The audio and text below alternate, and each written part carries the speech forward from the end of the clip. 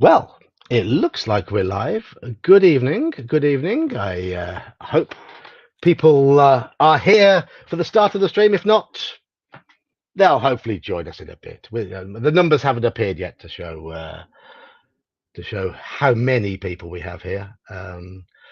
I have a topic for tonight, and I have one very, very keen contributor with me who's already told me off for not giving him much preparation on this one.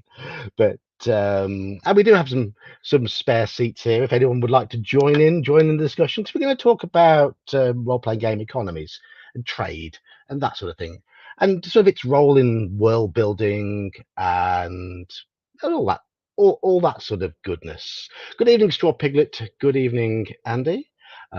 Just two people watching at the moment. Is this because I don't pace things up soon enough? Is that what it is? They don't get the notifications because Well, I'm it is. too. It's a Wednesday. It's still working hours in the Americas where most people It are. is, yes, yes. Trade and economy, yes, absolutely. It's all part of gaming. It's all part of gaming. So Saxious, how you doing? You all right? I am all right. I am trying to work to find a work-life balance. There's been a number of conversations between my management and I. It's no surprise. I have workaholic tendencies, so I'm trying to rein them in. So that's having some interesting conversations about me trying to set up boundaries between me and my work. Also, that great. Had my. It's like, I haven't actually had that in any games as of late. I've been visiting family instead, and so I've got no games to report on. Well, that's a shame. I've played some games recently. I need to give a shout out for our OSC games, which seems to have stuttered over the last few weeks because we got out of the habit because we've had all the various people away some weekends and we've had the conventions and all that sort of thing.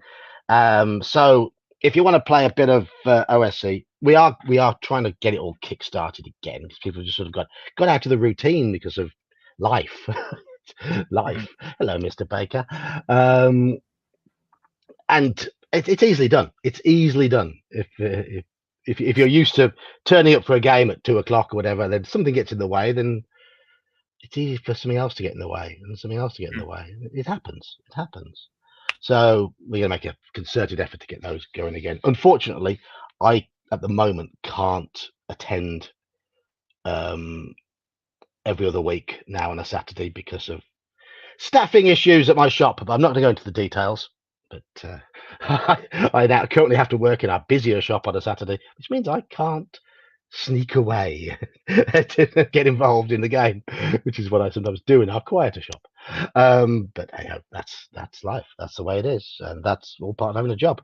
But we have played some games. We played. Bears Palladium game last Saturday. Live streamed.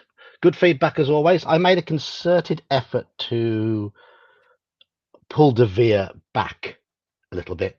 I was aware that the last couple of sessions he'd been very much at the forefront in the limelight.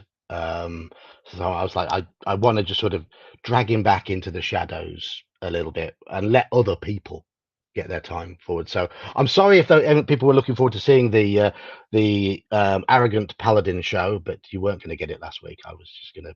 You got the odd little quip here and there, but I just thought I'd pull it back a little bit. And Max stepped up to the plate and did a really good job, as did Cody. So it was a good session, another good session. And then we played some Call of Cthulhu last night. And the players are starting to. They're making progress in the campaign, but they've hit these are the early scenarios in the second book.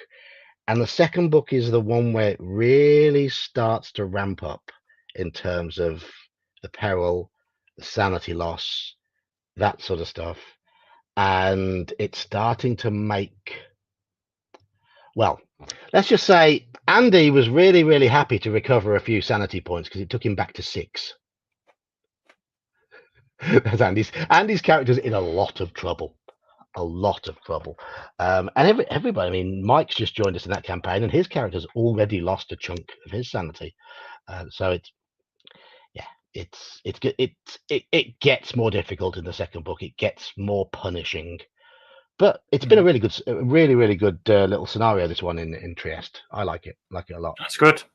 So they've nearly finished as well. They've just about finished Trieste. Just about to finish Trieste. So I'm not going to say where we move on to next because it would spoil the surprise. So hello, you're wrong. Show you the gold.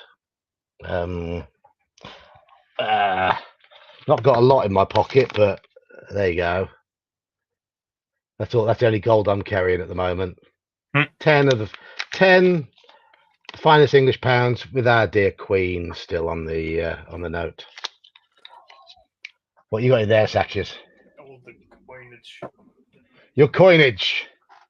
Yes, because it's like a pound coin collection, is it, or £2 coins? Pounds, bees, like anything I've got given. Like I never liked walking around with coins, so I just put them in the coin jar, and they stack up. Oh, they do, yeah. It gets nice and weighty. You got a few quid in there. Yeah, I think it was Bear who also mentioned that the other day. Like it was like £5 of just pennies that he had to carry out at one point. It was just terrible. Yeah. Is there an incentive in Call of Cthulhu to learn things? Yes, you have to. You have to. There's a lot of these scenarios have ways in which to solve them using violence, which are usually very, very dangerous, or ways to solve them with minimal violence. But you've got to learn things in order to solve them with minimal violence, and that'll do damage to your sanity. It's an action economy. You've got to lose things. Yeah. And yeah, it's the way it is. It's the way of the game. It is possible to get through not losing a lot of sanity, but I prefer players to lean into it, lean into the storyline, lean into what's happening, and just embrace the inevitable. Sanity is like a secondary form of hit points. Yes, but the key is it gives you something as a player to really sort of role play. Andy's character, for example, developed a fear of blood and then lost more sanity and spun it round so that he was wanting all the red things: barely cooked steak, red wine, fiery red sauces, all that sort of stuff. As more and more sanity went, and he ended up carrying this bizarre medallion, and he knew what he had to do with the medallion, and he gave it to the entity that wanted it, but that made him feel really, really depressed, and he just wanted to walk into the lake to end it all, to follow his medallion. And then one of the other play captors pulled him back.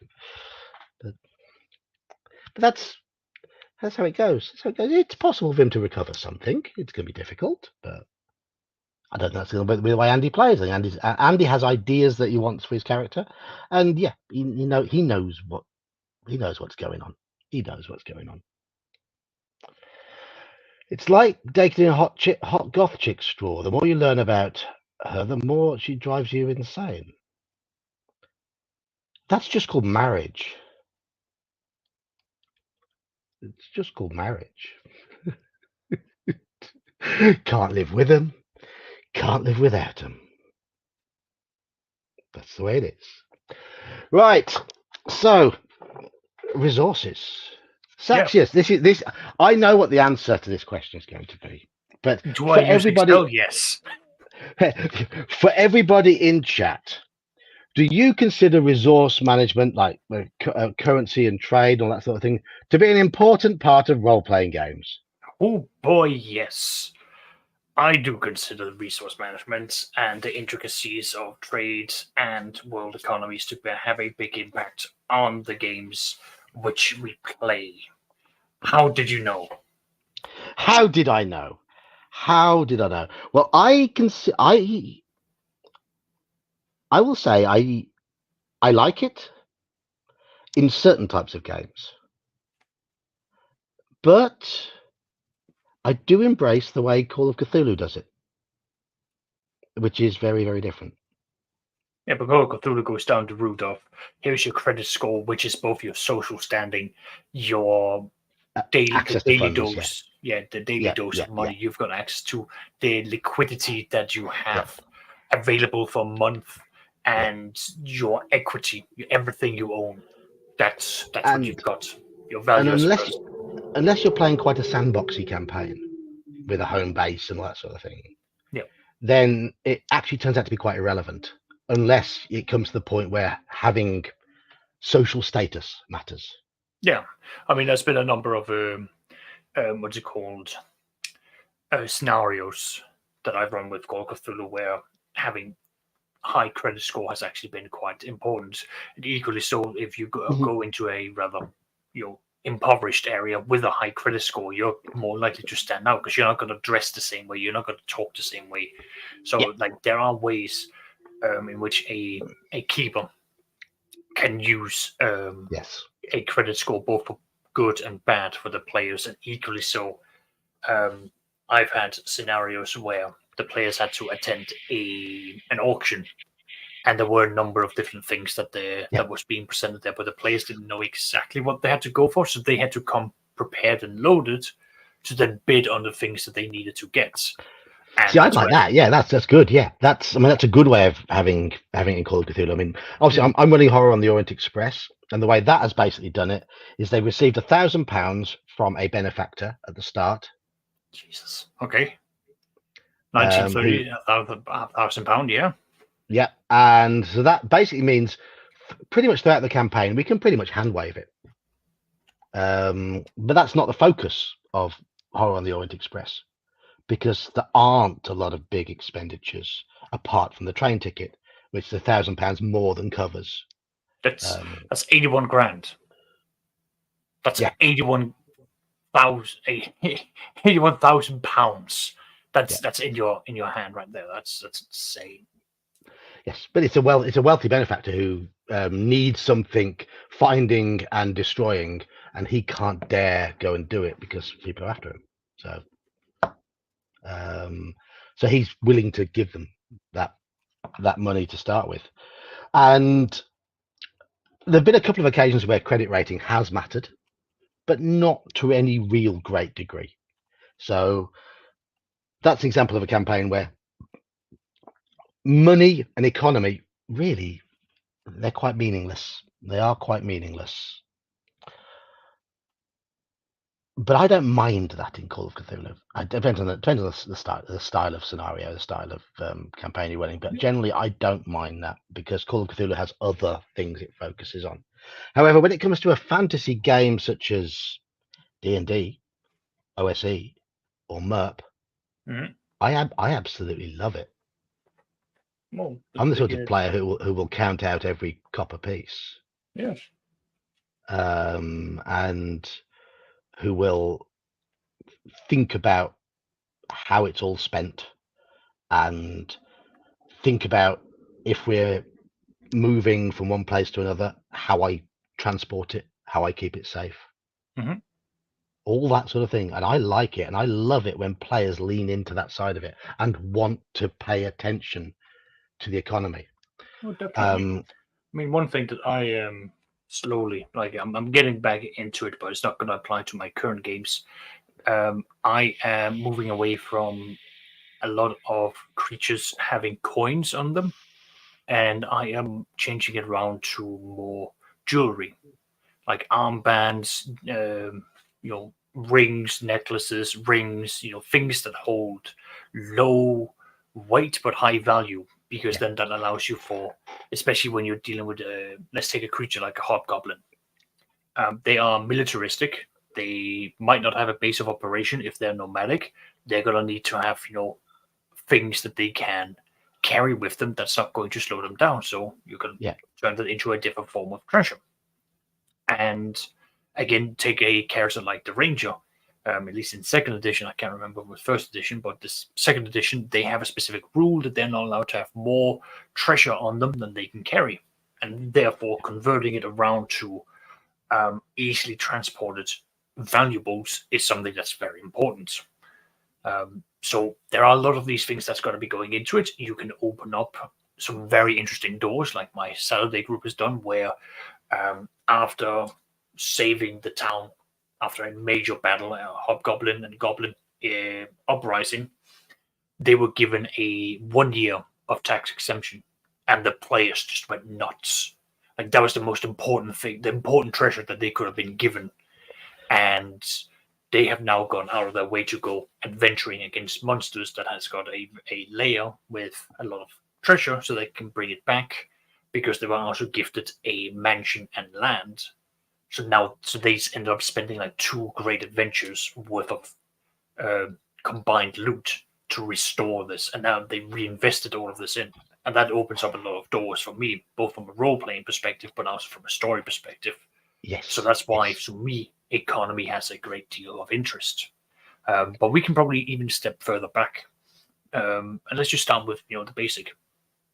Yeah, an economy is about the trade and bartering of goods and services. That's everything. All the games that we go by has got some form of economy within them. So on that basis, the players need something that they need to lean into. If we stick with fantasy, the typical coins is what you want. We've got an entire inventory thing of how we can buy things, and you can sort of like take that and run with it. Where it becomes fun, at least for me, is when the player starts. If they stay in one place, they will see what happens within that area once they start enriching it and they start gathering up resources and money. Yeah, no, exactly, Straw Piglet. That was that piece of paper is the most treasured piece of paper that they have, and they have put so many wards, magical defenses, traps to prevent anyone from taking that away from them. And the one time where it was threatened, they went absolutely ballistic. They wouldn't pay taxes. It's a fantasy for them. Yes. Yeah, I know. Yeah. It's a dream. It is. So, it is a dream. Yeah. It is a dream. So when you start bringing in things like that, you can open up a lot of doors. Players are going to be a lot more interested in it.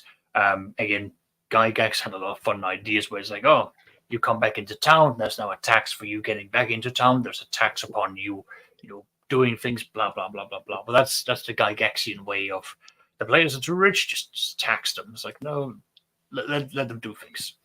But there are a number of things that you can do when players acquire wealth. I've given my players, a piece of land.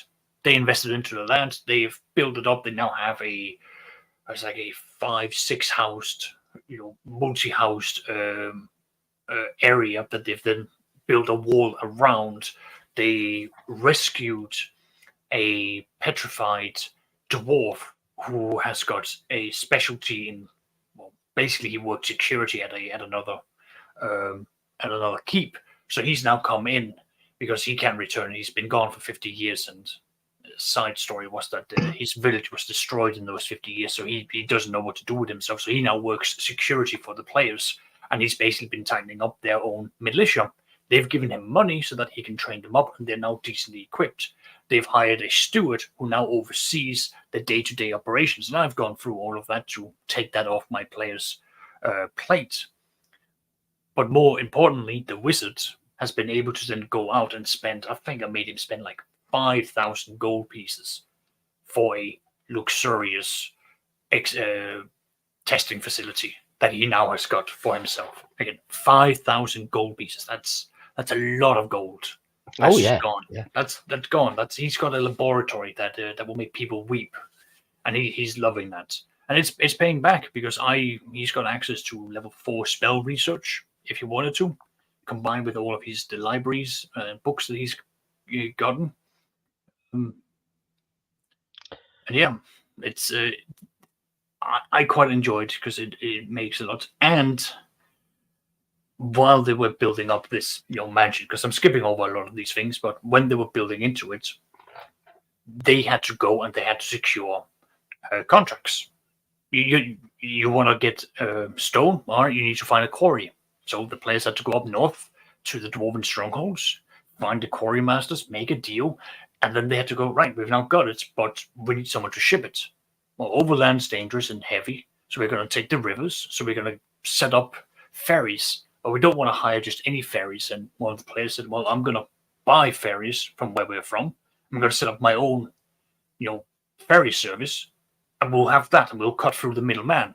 And now they've got a ferry service, they've got contracts, they've made allies with the dwarves, and it's been a long, like a mini adventure where we've just been delving into, the different aspects of them building up their home. So there are so many things you can do with it, and if you... Oh, let me just get it out here. If you own this book, which is the Castle Guide, there are a number of things in here that helps you basically build your castle. It helps set things up. It even has got variations for how things can be set up, whether it's an orc, dwarf, elven keep, and the likes, exactly. And there are also events. We're just opening to a random page on page 17. One of the titles is Excessive Debt, Fraud and Forgery.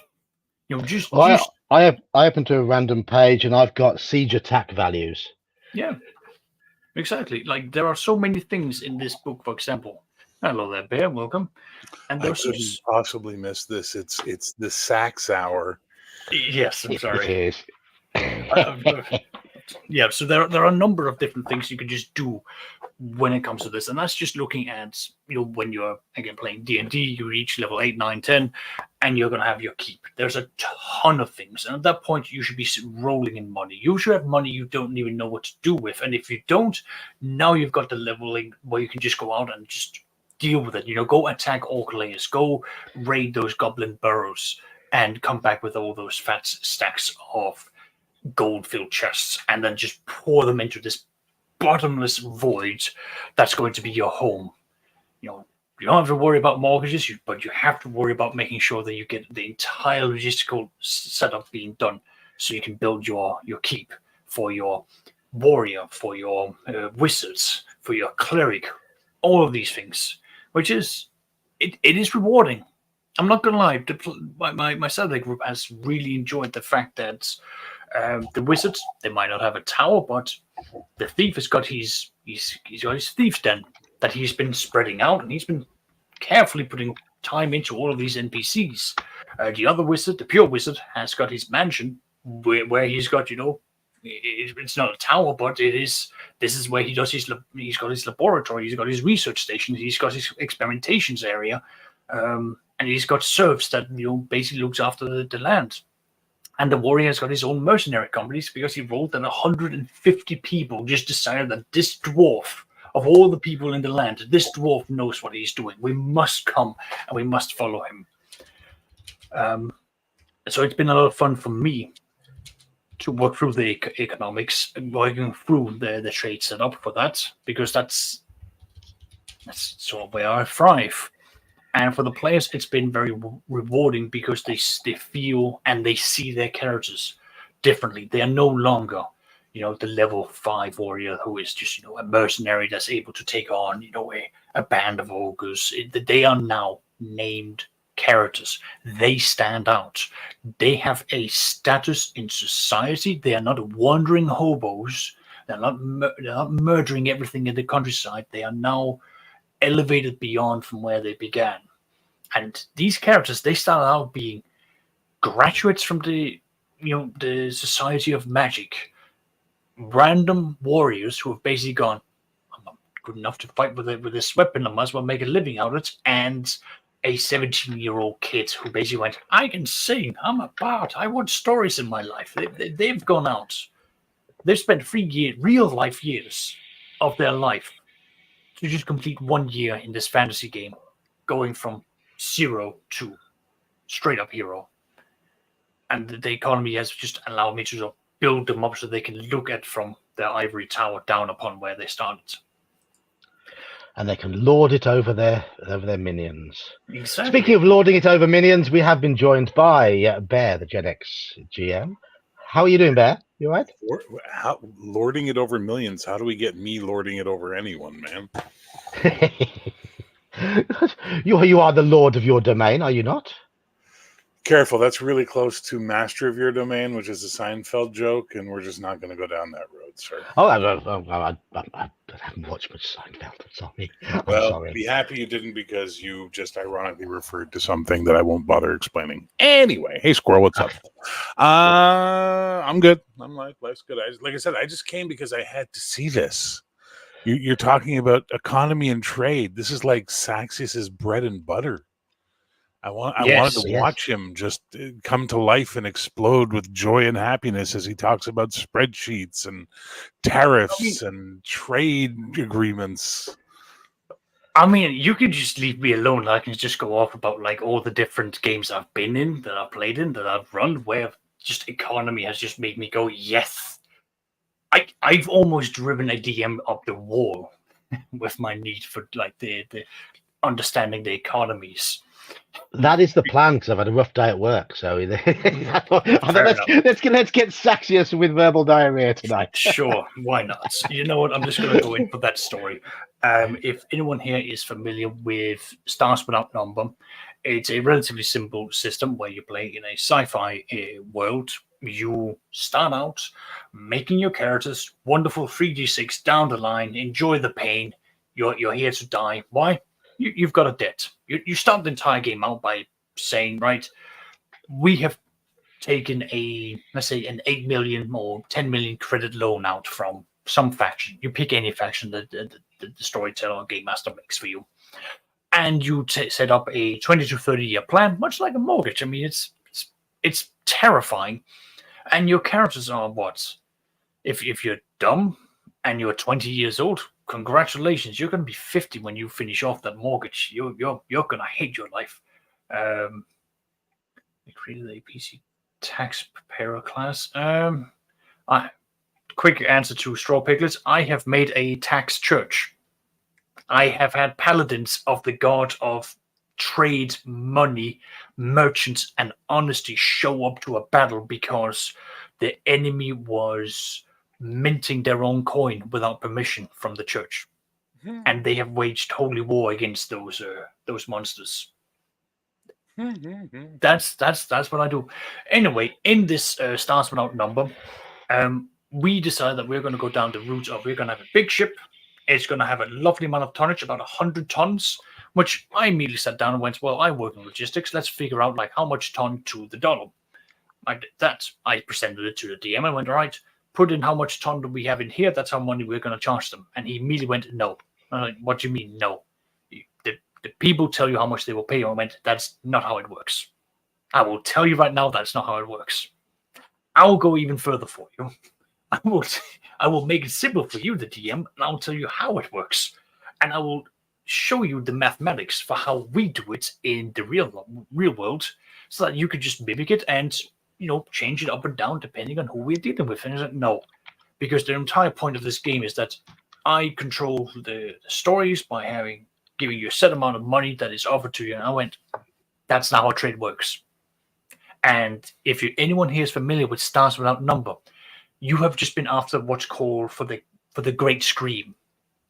You are in a part of the galaxy that is cut off from the rest of the galaxy. You have no idea. There used to be a massive empire that has just collapsed. Hundreds of years ago, it's collapsed. It's gone. Like you don't know how to travel faster than light. We used to be able to travel wider than that, but we're kind of stuck with faster than light now, which means we can't go that far. Every hex on the map is going to take you 7 days. Going from one side of the map to the other end, you're talking at least 3 months. You are going to be in this area. You're not going to go exploring into deep space. You go where you know it exists. You go into the weird and wonderful nebulous if you're going to be doing some exploration and you've stocked up for it. That's the setting. It's a wide area, lots of exploration, but you are very much cut off, and you've got to cope. There are not a lot of system ships. Like, there's not a lot of ships that can just travel around. Like, these things are rare. They are often controlled by an oligarchy, a number of different companies that control the various trades. And these oligarchies, not Traveler. This is Stars Without Number, which it is just might as well just be. Okay. It's Traveler. Just the numbers are filed off. Yeah, because it sounds like a Traveler campaign, like when you do a free trader campaign, right? Where you're just going like jump driving from hex to hex, and you don't leave the spinward marches if you start in the spinward marches, because you can. There's no way you'd die. Exactly. So it's the exact same setup. They've just decided that rather than your character can die in character creation, which I love that. I've rolled up a number of characters who have been maimed, lost their main stats, become bewildered, confused, brain dead, and died. Travel is fun if you're willing to cut off character creation at a point, because you will just end up with a carrot for a character. Anyway, Stars Without Number. We set all that out, and I made an entire spreadsheet for how we will document how much money we will make, how we will charge per the tonnage and kilogram, so that we could make, again, money. And that was all set out there. The entire idea was that every time we travel, we make money. And every time we come across anything that remotely looks like a ship or anything like that, we're going to stop. And I don't care if we need to rip out the copper wires. We're making money because there's a market for it somewhere. I will quickly open up here because I'm sure I can quickly find it. There are other video games that also goes into the same level of details. I'll quickly find the name. Well, going back to the 80s, one of the first space games I remember being big on home computers was Elite. Mm-hmm. Do you remember that one? No. Did you ever play Elite, Bear? No, sir, I'm not a computer game guy.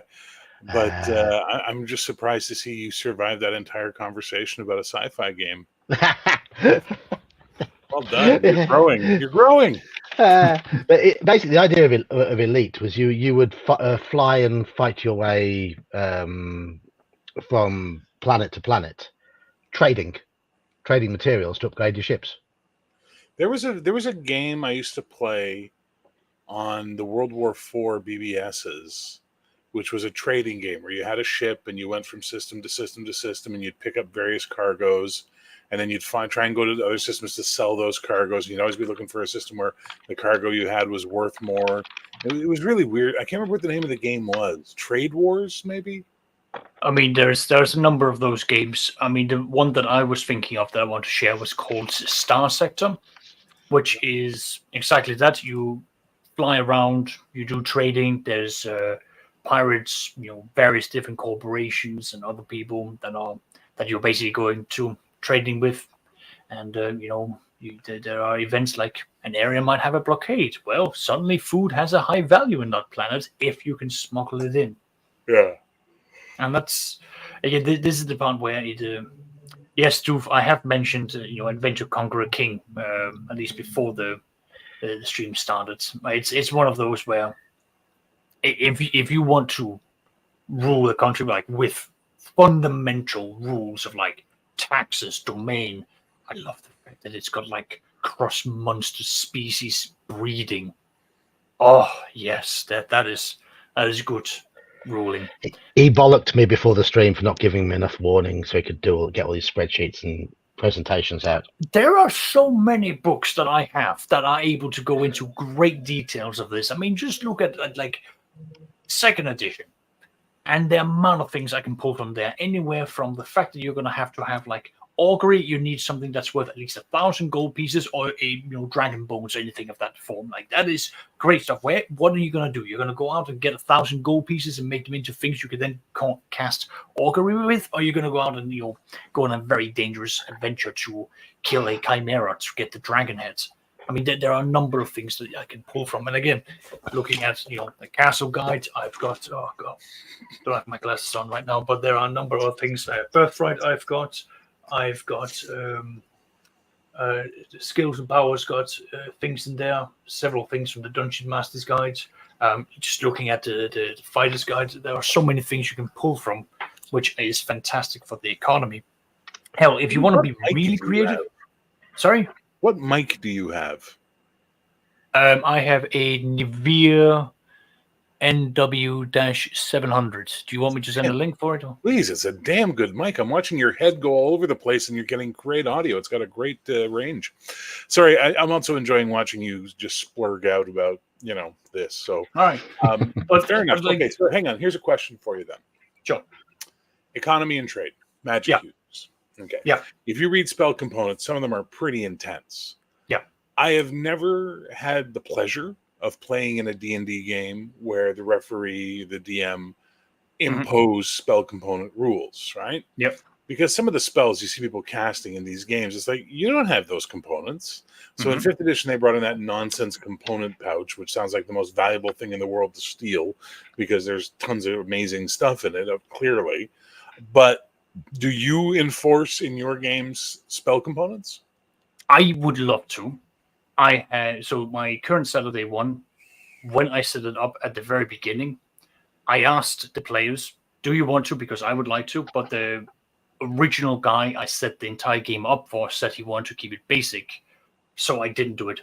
If I am allowed to, if I come in and go like, right, we're having a game, we are going to be doing everything. We are going to be doing encumbrance. We are going to be doing spell components. Why? Because I actually have found someone who has done an entire campaign where they've enforced the spell components. It is awesome. It is fun. There is nothing more enjoyable than seeing a wizard going like, oh boy, I've returned back to town. Let me go and find all the orphans. I'm going to give them money. They are going to go out. They're going to find me crickets. They're going to get me horse hairs because I need that for a mount spell. I need all of these other things. Like, it's a cave full of bats. Get the shit. Get the shit. Throw me the fireball. And there you go. And then you can actually have ye old magic shop, but instead of them selling magical items, they sell spell components. Yes, wizards, right? Yes. But then they show up and they need what is the spell component you need for a fireball?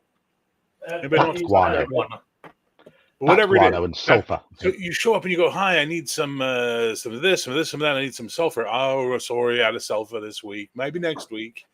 And now your poor wizard can't cast fireball for a week. Oh yes, no shame. No shame. But there's also, I think, I can't remember if it is in Spells of Magic or Tome of Magic, but they also have the availability for them, which you can then dilute down to a simple percentile roll, meaning that you could just go in there and go like, okay, I need this spell component, and yes, it is Spells of Magic player's option.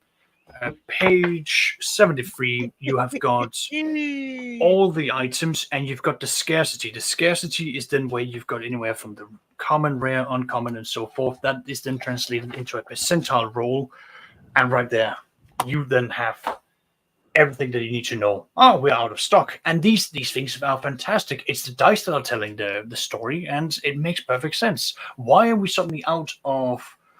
Oh God. In order to cast clairvoyance, you need a specific part of the brain. Any brain. It's about a pea-sized thing. I can't remember what it's called exactly, which means that most of wizards will go down and make a deal with the butcher, unless you are a necromancer, in which case you're just going to be setting up your local morgue. But that then means that this is what you want to go for. And you're now going to have this whole social interaction of approaching the butcher, having this set out, and the butcher might be going like, "Well, I can do it, but you're a wizard. You're gonna have some coin, right? A silver per pellet of brain." I was like, "Sure, there you go, easy enough." Like, these are fun things to do, because now there are hindrances more than just how many spells can I cast a day? Like, do I have the components? And it also works into what I often tell players. Is it your first time playing? Okay, go for a fighter. Go for the variety of fighters, and then enjoy from there. If you're an experienced one, go down and be one of the spellcasters, because once you bring in especially components, there's going to be more paperwork involved. So you need to pineal gland. Pineal glands, yeah. Knowing that you need to collect those just reminds me at all times how gross wizards are. Yeah, no, they're ghoulish. They're disgusting. The moment that you have finished a combat, you should be seeing this: Strength 8, Constitution 10. If you're playing them where they're still young, 22-year-old young man getting out there in his robes. Remember, they usually wear robes or clothes, getting out his dagger, maybe a kukri, and then he goes down and it's like, I need their fingernails. It's like plucking them out of the orcs, going, actually, I want to cast Summon Monster. And the DM has said that it's okay for me as long as I use bodily parts of an orc. I can summon orcs specifically. Well, the thing that's going to be lasting the longest is probably going to be either hair or maybe teeth. Let's pull out some of those tusks, because there's got to be specific things, defining features of those things. Why do wizards get burned on the stake? I don't know. It's fucking carnal. If a wizard is stopped and they frisk through, it's like, you have teeth, you have got horsehair. Any normal person would look at that and go like, just gag him, tie his hands together by the fingers, by the way, because everyone knows that the moment the wizard goes boogity boogity boo, someone's about to die. You hit them first. You tie them up, and at that point you do your interrogations, because you don't want to pull their tongue out. Yeah, it's just anything to stop them. And hell, again, depending on how you run the games, that's how it's going to be going out.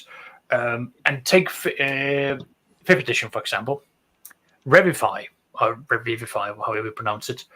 You require like a diamond or gems of a certain value. Yeah. And these are things like my 5th edition group, like the players genuinely was like, okay, are we doing spell components, because this is going to be something we're going to have to go hunting for. And I wanted to say yes, but the entire setup for that game was, I just need something to just like show up, and I can just run it without worrying about it, because I tend to overexert myself. It's for some of these definitely games. something for the. I mean, it's not something if you have your 2 or 3 hour irregular sessions where people just sort of show up online. It's hard to impose, but if you've got like a face-to-face game of 5 or 6 hours where you have a bit of food in between, you can have all of that. You can have all of that. I want to come to a few comments before we leave, because I have starred a few comments along the way. So I want to try and get. I just want to mention this comment earlier. I haven't come back. I was going to come back to this one. Unfortunately, mine looks like Dagon in the morning, and certainly sounds like Dagon when she's asleep on her back. That's horrible. I mean, I think you're lucky if you find somebody one who doesn't. Marvel, this is Bears. It's resources. Yeah, exactly. You have a resources rating, and it gives you. It's very much like the credit rating in Call of Cthulhu. It goes down, and you can pool together to try and buy larger items and stuff like that. Yeah. Players don't like it. That's a simplification for how you could be doing it. Yes. It is, and it's for certain types of games which are more action or more story orientated in terms of the focus. Then it's fine to use that. You know what? I'm going to hire Saxis to write a expansion book for Heroic on resources. Just a whole book on how to run resources and equipment and gear and buy it all. You're wrong. Here says I like in inventory and resource management in my solo games, but slows gameplay down in groups. It doesn't need to, if the players are willing to put in a bit of legwork outside the sessions. There are certain things you can hand wave as well. Like you come in and you need like the level 1 spell components. Okay, give me 3-4 golds. You transfer that into like a whole bunch of copper coins that you get kits out to do like the minimal stuff. That's fair enough. But then you're gonna go into like the more expensive stuff. But this is where I would expect the players to be like, okay, here are my spells, here are my requirements. I'm gonna go and just like, again, sorry, but I would be quite happy if at the start of a session a player said, okay, we've been in town since the last adventure. for a couple of weeks. Can I spend the time? Can I have spent the time doing a bit of shopping? Here's what here's what I'd like to have bought, and just give me a little list. It's fine. And here's how much, and just deduct the gold. I'll trust players to do that. But I'm fine with a player doing that and investing that little bit of time between sessions to prepare. But it shows that they're engaged. It shows that they're engaged. It was also what's called. Some things is just easier just to you could just get it out with, but there's also going to be times where it's like, okay, you have left town, you are 3 days into the wildlands. If you stop and now go like, oh, do I have the spell components of this? Like, if that's not on your character sheet, you are up shit's creek. That's not my problem. That's a you problem. You spent that's why I encourage a group to have tactical shopping sessions. Sit down, or we sit down and go like, okay, between this and this session, put down what you need. Again, a book like this, where you have the majority of the costing in there, great. And then you show up, on the session, and while we're doing all the bullshit chanting at the beginning, you go, all right, by the way, DM, here's a bunch of the things I need to have. I couldn't find the pricing for it. How much do you want to rip me off? And like, 25 gold. That's it. Like, cool, done. And then sorted. It does not need to slow you down. Straw Piglet, I don't think many of us like the idea of buying magic items, except in very rare cases. Something, yeah. Take 3.5. The concept of XP and gold being put in the point of where like you are in such a high fantasy setting that making magical items can be done by anyone as long as they expend the XP and they expend the gold for it. That's because the mechanics were set out for that, and that's because the world and the world within that system was set to be so high fantasy that the majority here would be going like, I don't like it. But that's why I default back to older editions, because you don't have that kind of economy set out. Yeah. But you can still say, I want to sell this magical item, but it's now going to be a bartering, and now there's going to be a role playing, because you've got to find either someone that can mediate that, or you've now got to go out and use your contacts. And now you've got to do some, And that of course was baked into the mechanics of 1E with training. Yeah, I like jewelry in games, and one of the reasons I like the UK series of modules is most of the treasure in those is in the form of portable jewelry, and it frustrates me no end when the players get back from a dungeon or whatever, and immediately try and turn all their gems and jewelry rings into gold. Why? No, well, because they grew up in a modern world where money has value, as opposed to understanding how barter and trade works, because they don't live in that world. That's true. That's true. I would much rather they divvy the loot out and carry these items as sort of portable. Look at what sailors did. Why did a sailor wear a gold earring? To pay for his own funeral. Yeah. Why do we call it a shot of whiskey? Right? Yeah. Because they would pay with a bullet. Because the shot was about 30 cents for a shot of whiskey, 1 ounce of whiskey, and a bullet was about 30 cents. So if the cowboy didn't have enough cash, he'd pay with a bullet. A shot of whiskey. That's fair, yeah. So you're wrong, said soldiers are traditionally poor. Yeah, I think characters should be kept poor for the first few levels as well. Oh my God, Roman soldiers were paid in salt. Yeah. They were paid, the portion of their payment was salt because it was so expensive and valuable. Because it preserved food.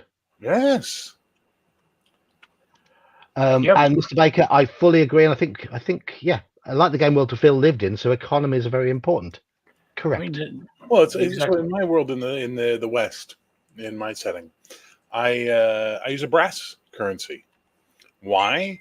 Because the concept of having all of this valuable precious metals running around willy-nilly all over the place is silly. You have a centralized authority that's controlled the region for long enough that they set up their own mint, and they use brass because it's cheap to produce for them. It allows them to keep things like silver and all that for what they need it for, which is industrial purpose. And then they can, they can control the currency as a result. It gives them power. Yeah. Yeah. I mean, there's all sorts of things. Sean, I've seen it enough times in my life that I'm taking it as truism. You're the one that says it's not true. Citation needed, sir. You have to show me why it's not true. I'm further up in chat at the moment, so I got this one here. Does a taxman frisk you? Maybe they cast detect magic. That's a good idea. But in my OSE setting in Yule, who is the taxman in that town? I have an NPC called Saxius in that game. Who? Really? Yes. Whenever anyone enters that town, having been on an adventure of any sort, he will be there grinning and shaking his pouch, waiting for taxes to be paid. Please come into my office. Sit down. Take a seat. 20%, is that okay? Oh, I said 15, did I? Oh, silly me. 15's okay, yes. He'll try and squeeze as much as he can. Yeah, sounds about right. There you go. Okay, Sean, you're no fun today. That's what you are. Everything you've said has been no fun, and now you're continuing to be no fun, Sean. God. Just no fun. Ugh. Boring. There are a few things I've written. Listen, the Old West is a time of legend. Therefore, we must embrace all of these stupid legends and have fun with it. We can get into the nitty-gritty of where these words come from in terms of, yes, a lot of them are going to fall apart, but I like when people have magic and mysticism in their concepts of how their cultures develop. And for me, the Old West, I love that idea of paying for a bullet. And yeah, okay, it's not true, but it doesn't matter. It's magical, and it makes the Old West far more interesting than the shithole it really was. Yeah. Yes. Manfred, I think basically sort of ended up discussing that sort of thing. Yes. Adventures to find spell components. Yeah. Easily. Absolutely. Absolutely. Heck, even just like especially for wizards and clerics, like let's go out, and we've now heard about there might be a lost tomb out there. So we're gonna go and we're gonna excavate it to see what we can get. We might be able to recover spells that's been lost through time, or we might be able to find relics that can be returned to civilization. There's all sorts of reasons for why you want to do it. And again, the whole economy, which when you're looking in the fantasy world, it sort of leans into the world out there is super dangerous. It is the crazy ones who go out there to gather up the money to bring it back so it can be re-spent into the world circulation. And you could have the mysterious individual who builds a hut just outside the Bat Cave and charges people an entry fee to go in and harvest. I mean, that's just what most towns would be doing anyway, especially walled cities. Yeah. I think one of the things that was great about early forms of D&D was the thought and the flavor that went into some of the spell components. That there were little in-jokes in a lot of the spell components. Still are. Yes. Yeah, but they were. You often have to look back and think, that was clever, which we never noticed when I was a kid. Yes, druids would be highly valued in the magic community for their nature skills, but would they want to help the magic community? Well, it's a setting question, really, isn't it? Yeah. And definitely cocoa. I'm sure the local government would keep track of who's buying up all the guano fertilizer. Who's making potential village burning explosives. Yeah, I don't think my fantasy world functions like the FBI and the Bureau of Tobacco and Firearms. I would go so far as to say the only person keeping track of that would be the local court wizard, because he's the one buying similar things and would be going to specific suppliers. And that would be where he would get it from. But if it's let's just say it's a decent sized town, he's got no idea. There's the same thing of like most of the medieval times, like that you don't control these things. You have no idea of controlling these things. And that's the beauty about these sort of like economies, because it is absolutely honor-based, trading.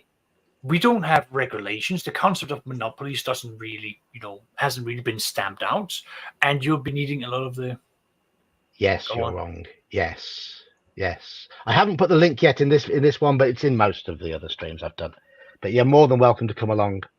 More than welcome, as long as you remember one thing: Our Saturday afternoon OSE games are low maintenance. For example, I play most of the time while I'm at work in my shop, so I have to keep getting up and answering the door to customers. It doesn't matter. We're not overly fussy in that game. We do have other games that are a little more serious, like the Call of Cthulhu game and the MERP game. But OSE, if you're into that sort of game, we play as very, very, very relaxed. It doesn't matter. It's right. Play however you want to play. Just chill out with mates on a Saturday afternoon. But yes, that's more than welcome. Let's keep going. Well, the point is, like, there's a number of things that's going to be making it fun, and I've had another group where they would go on, they would fight goblins, they would kill them, they would take it like, oh, we'll take their axes, we'll take their spears, we'll take all of these things, bring them back, and we'll sell them to the local weaponsmith. It's like, okay, we'll take that at a 50%, yeah. Yes, you just dumped 500 gold in a town. Guess what? When you come back, a loaf of bread's going to be a lot more expensive than it was when you left. Yeah. Oh, okay, fine. Sorry, you've popped a wonderful topic: inflation. As I've mentioned several times on this channel, my Saturday group has run into the big bad of a grand conspiracy, which is the Yonti, the snake people. I have been operating with them where it has every combat that the players have had against them has had to be in a diagonal sense, meaning that the Yonti will do an action that will not affect the players directly, but the world around them. One of those actions was where they seized a silver mine. They provided minting equipment, forged forgeries of minting stamps, and then taught local hobgoblins how to mine, excavate, and mint to create their own economy, to unify the goblin and hobgoblin and ogre communities to stand up against the people of that region. While they were doing that they were also luring over orc warbands and chieftains to come and raid a neighboring city to basically cripple the entire event. They had a multi-layered idea. One, have a number of uprising and attacks to distract the local government so that they could go out and do a whole bunch of tomfoolery. Two, cause inflation. Because the moment after a massive war, that you're going to need to put money into a situation, your money is going to have a lower worth when there is a sudden spike in coinage in that area, which meant that it was Absolutely. Very difficult for the local baronies to actually recover from such a big attack when their lands were suddenly flooded with all these coins. And funnily enough, the forged minting was deliberately made to be able to stand out, because the temple of, again, taxes and coins would then go out and go like, we have got to clear them out, which meant that the region for several months now has basically been under huge investigation. And that's caused a number of projects to be put at a standstill, because the clerics have basically gone like, you're not allowed to spend silver. You can spend copper, you can spend gold. You're not allowed to spend silver. Why? Because we have to find the fake coins, because we don't know what's on those coins. There can be magical trapments on those coins. There can be inscriptions on those coins. The snake men, the Yonti, actually inscribed several of the coins with explosive rune, so that when you would be tallying it up, you would be killing. But it was deliberate, because their intention was kill off the literate the people who can read, kill them.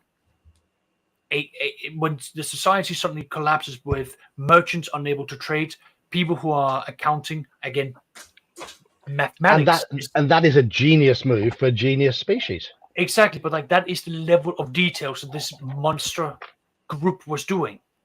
And the current group only now are being visited by the equivalent of the IRS, because they are hunting for these coins, and the players don't know if they have them or not, because they never cast detect magic on their own on the coins. Why would you cast detect magic on coins? It's items. It's potions. It's daggers. You don't do it on coins. I've given them one hint about that, and they didn't think that it would be spiraling out from there. But that's the sort of things that I've been doing when it comes to inflation and the circulation of coins. This is why we consider Saxius to be an evil DM at times.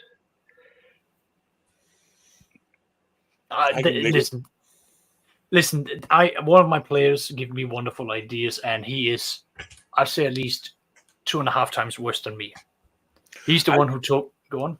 I love the idea you guys gave me earlier, which is this idea of this beggar in your town who has had his tongue removed, his fingers have all been cut off at the first knuckle, and his eyes have been gouged out. So, but everyone still treats him real nice because he was once a powerful wizard. Yeah. And that's kind of how they just made sure he couldn't cast spells. Yeah. Couldn't do this. So no.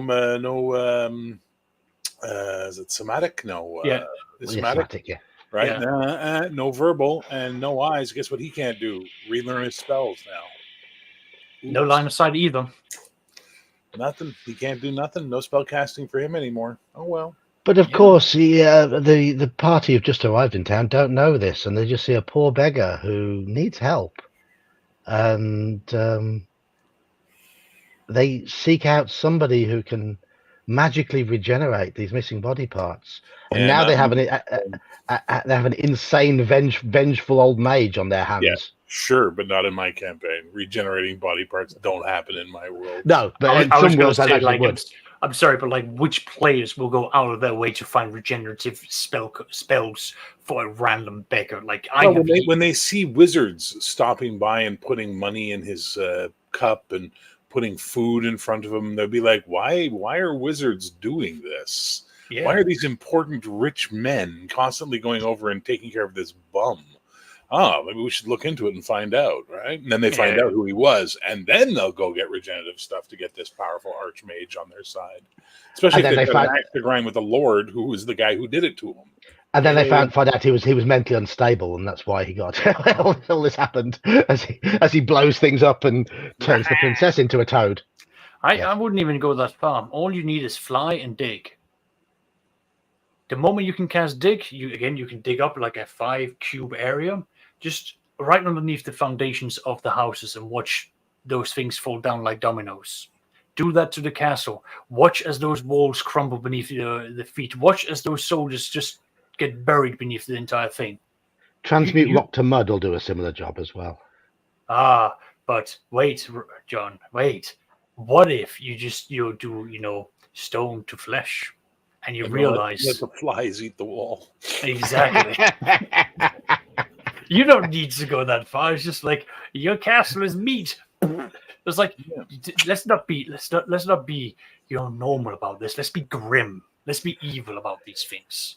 As packs of wild dogs and wolves and sniffing. For a moment, just think about how good the smell of certain monsters are. And now you've got a castle made out of meat. It is a beacon for all of these creatures to come running. You don't need much more than that. Why? Because you've got several hungry hill giants and ogres coming over there. You have rung the bell. Here, boys, here.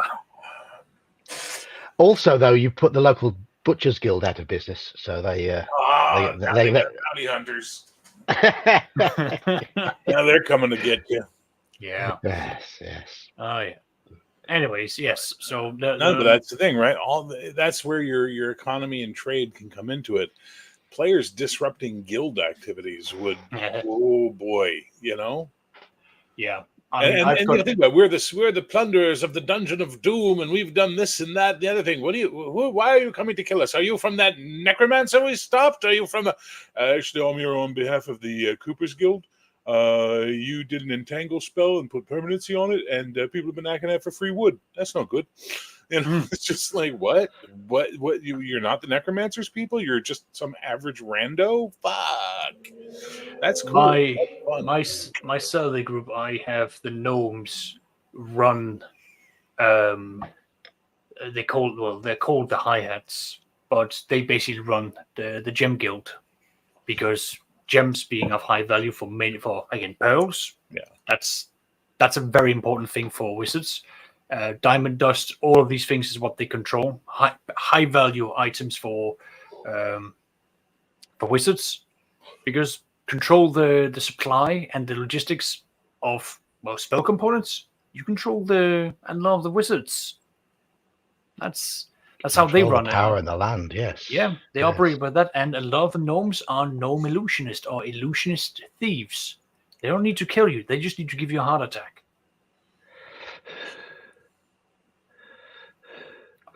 Sorry, Bear. I might get this disapproval from you. No. This is admiration. What did I go to these links? But anyway, funnily enough, on the same side of things, like my Saturday group, when the players got into the higher levels, level 6, level 7, I introduced them to the various different parts of this town that they live in, and one of them was, there is a thieves guild in this town, but it's a neutral good thieves guild. They believe that we rob everyone else and we contribute to this town. We help the town, we help the people. We like where we live. We don't shit where we live. So we are going to be robbing the government blinds. We're going to be robbing, merchants blinds, from other areas. We're going to do cattle rattling, all of these things. We're going to fuck over every other county but this one. Why? Because we like living here. We want to like this place. We don't want to have, the local constabulary and the local bailiff to crack us down. Why? Because if the bailiff gets pissed off, well, we don't have a due judicial system. If he gets pissed off, he can just take us and hang us. He's got that kind of power. If he tells the Baron that he's got evidence that it's the case, then he can get away with it. It's not.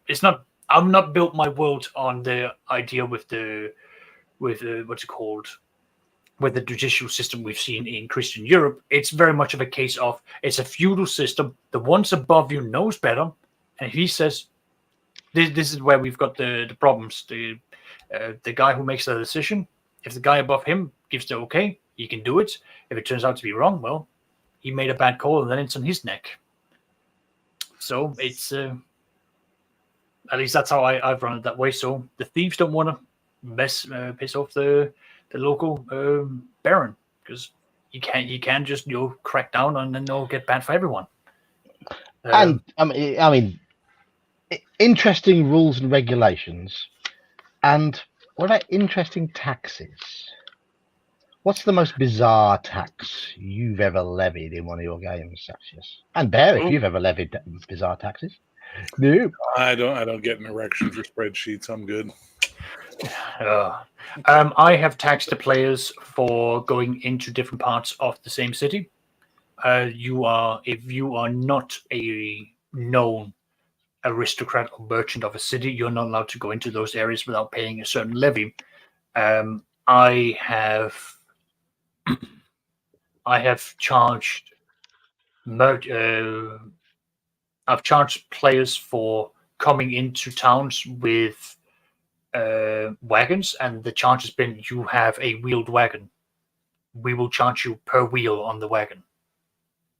And we will charge you per animal pulling the wagon. Was it Peter the Great who introduced a beard tax? I don't know. I know that's a real thing in history. I also recently learned that King William Henry III had a window tax here in the UK. Yes. I learned that was a real thing. Yeah, window tax. But I think it was Peter the Great. Was he Russian? I think he did a beard tax once. So I guess immediately barbers were like, "Hey, coining this in now." I don't know if he introduced a barbershop tax after that. Peter the First of Russia. Yeah, that was in effort to bring Russian society in line with Western European models. But yeah, that was good try, didn't work. Outside of that, what else have I had? I've had taxes on clothes. If you want clothes done with certain dyes, that's going to be taxed, because if you're not from that social rank, you're not allowed to have it. So there are heavy fines basically placed upon you. trying to think like what else are the odd ones I've had as well.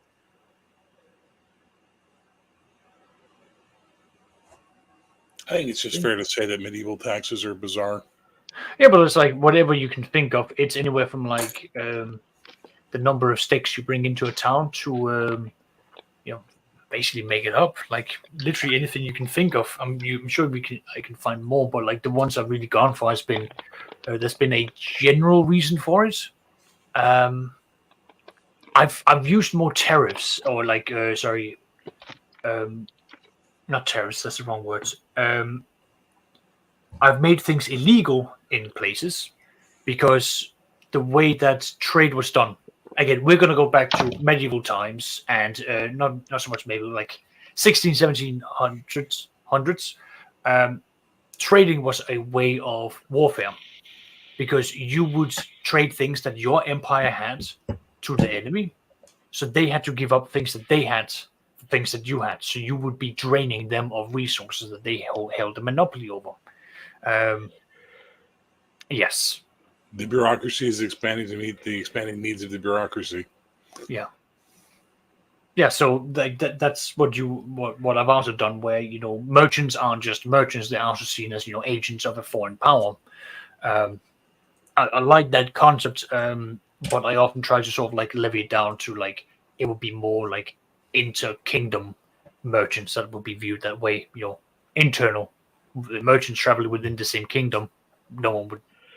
This would be the most unpopular guild in the game world. I disagree. I'd imagine every assassin's guild would be licking their lips at the prospect of this guild existing. But that makes no sense, though. Like, a taxing guild is great because you need accountants.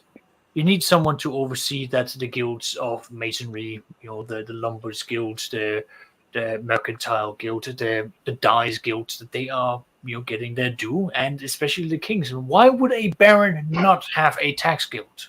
Well, they'd be really popular with the upper echelons in society. Yeah. They'd be really unpopular with the lower echelons. Would be like pitchforks. Yeah. I mean, yeah. The Canadian Revenue Agency is a popular department in the Canadian government. Why? Because it rakes in money for them. Exactly. We might not like them. We might not like the HMRC in the UK because they take our money. It's the revenue department, tax and revenue. Yeah. Like, we don't like them. Why do they take our money? But they are loved by the government. They're the end of the day, like most established ruling class, they will protect it, especially if they're literate. They'll protect them because they want them to do it. I live in a province where we not only pay Revenue Canada, we also pay Revenue Quebec. Oh. You have to file 2 sets of taxes every year, provincial and federal. I hear that whenever I talk to my American friends. They talk about you have to pay state tax and federal tax. I'm like, that's terrible. But I'm going to say hello to Doc, to Daniel. Who else has joined us? I saw Cody had popped in earlier as well. Yeah, I saw Cody pass by. Yes. So just say hello to all these people who are arriving. Good to see some numbers building up on chat. Germany has a dog tax, does it? Oh. Hey, that's not a nice thing to say about German women. Hey. But yes, the Taxman's Guild might be invented by the Assassin's Guild to drive the assassination business. That's the sort of thing assassins might do. Yeah. I mean, as I'm responding back to Straw, like that sounds like Murder Incorporation, which was it was a mob company. So to prevent the different mob families from just going into open war, they would hire Murder Inc. to go and do the murder for them. So they were the neutral party that would go and do neutral assassinations against different families. That's what's his name was part of that whole thing. I can't remember. I can't remember the exact name. It's gonna tick me off, and I gotta look it up. Yeah, sure. But yeah, I've heard of them, but I don't know anything about them. But I think Coco, you're right. But let's not go into that side of things. We've got too much of that happening this year in all of our countries. Blah. Right. So I've also got the thing down here of reputation. Yeah. Reputation. Actions have consequences. Transactions have consequences. Attitudes during transactions have consequences. And also, there is, I believe, I don't know, am I going off on a tangent when I say that going back to AD&D and basic D&D, where you got experience for money, I like to perceive that as you become more skilled and more powerful because you are perceived to be by many around you, because you have earned wealth. I don't follow that logic, but that's just my philosophy on it. But that's because I interpret the goal to XP thing as a way of like you've gone through a number of dangerous situations to acquire this. This now enriches you and allows you to step up, especially because at the higher It's levels. A bit of both. It's a bit of both. I think it's a bit of everything. Well, it's not so much like the perception of the world doesn't really affect your experience. I mean, hell, you can be. It could do. I think it could do. Okay, we're gonna have to agree to disagree. Yeah, like that's just where like I do not see your point of view on that. But no, I just thought that's what I think that's one way of looking at it. That's fair enough. And it's baked into the mechanics of AD&D about getting money to pay for training, and you can pay for training. Well, you can go and train without having really been out and killed anything or explored much. If you've been, I think I don't agree with the XP for gold. I like it. I like XP for gold, and I like the idea of an economy around paying someone who has already been there, done that, to show you the ropes and learning that way rather than just through pure experiences. I always think experience points is probably a bad word for them. But it's the same idea of like a wizard can then go and just do nothing but cast the same couple of spells, get all the XP from that all the way up till they are level 18, 20. But yeah. But the thing is, do you become better at your trade purely by what you do or by what somebody else teaches you? Right, but instead of giving XP for gold, you can just give training for gold. Oh, I've gone up a level. Well, now I can go and pay the trainer so I can get all my benefits of going up the level. Not, I also got the XP for picking up coins off the ground. Yeah. It's just a simplification if you just go training. Well, but it's a role-playing problem, which is basically role players get really, really pedantic about some things and really, really hand-wavy about other things. You know what I mean? Within the same game sometimes. And it's just fuck, pick a side, man. Yeah.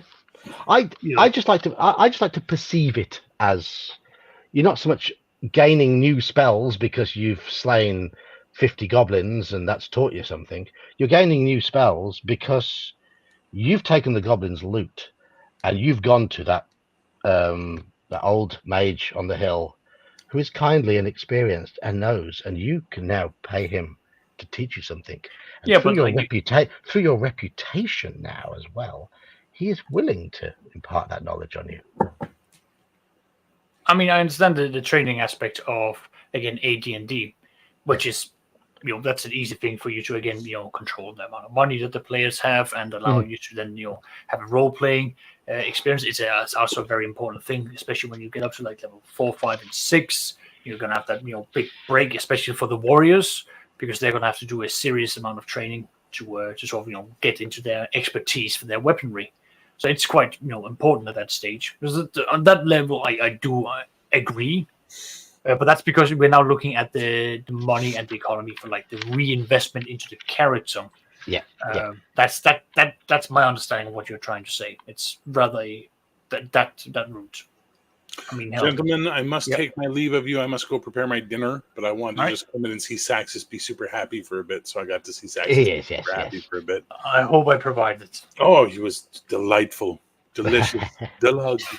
I gotta go, but cheers, Bear. Take care, guys. Have a great night. See ya. Bye. Bye now.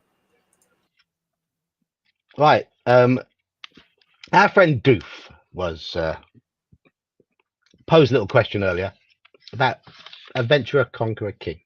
Yeah. I haven't got it. I haven't played it. I haven't read it. Yep. I believe you have, haven't you? Yeah. Well, I've read it. I haven't run it. I know that there is a group in your Discord at the moment that are setting up for an Adventure Conqueror King. Yes, if you want to play Adventure Conqueror King, Omen and Brian are both trying to plan out some sessions. Unfortunately for those of us in Europe, the time slots they've got are in the middle of the night for us. But it might well be good for you on the western side of the Atlantic, because we're talking Saturday evenings, 1 a.m. my time through to 5 a.m. my time, that sort of time. So you're talking 7 p.m., 8 p.m., depending on where in the States you are, or Canada, onwards. So if that appeals to you, get yourself into the Discord and have a chat with them. So what do you know about Adventure Conqueror King then, Saxius? I mean, it is, again, it is the one thing I know which should definitely be shared is that the creator of Adventurer Conqueror Kings, I'm just going to get out his name here again, he is a real-life economist. Like, this entire thing is made by someone who deals with numbers and, macroeconomics on a daily basis. So you're already going into something where it's pre-designed of like the entire goal is you're going to start out at your typical D&D level, but it is sped up with the intent that you're going to go from, being just a lowly mercenary, a single mercenary, to you're going to start developing your group. You're going to start getting a little bit more higher, become a warlord. Eventually, you're going to end up with a domain fairly quickly. By in comparison, if you were to take like AD&D, like you're going to get to that point very quickly in comparison. And then the idea is that you are now here, you're now running things. You're basically playing Birthright sped up. And it's got all the different, classes that we know. Heavy focus on, again, the human ones as we know about, but it is very detailed when it comes to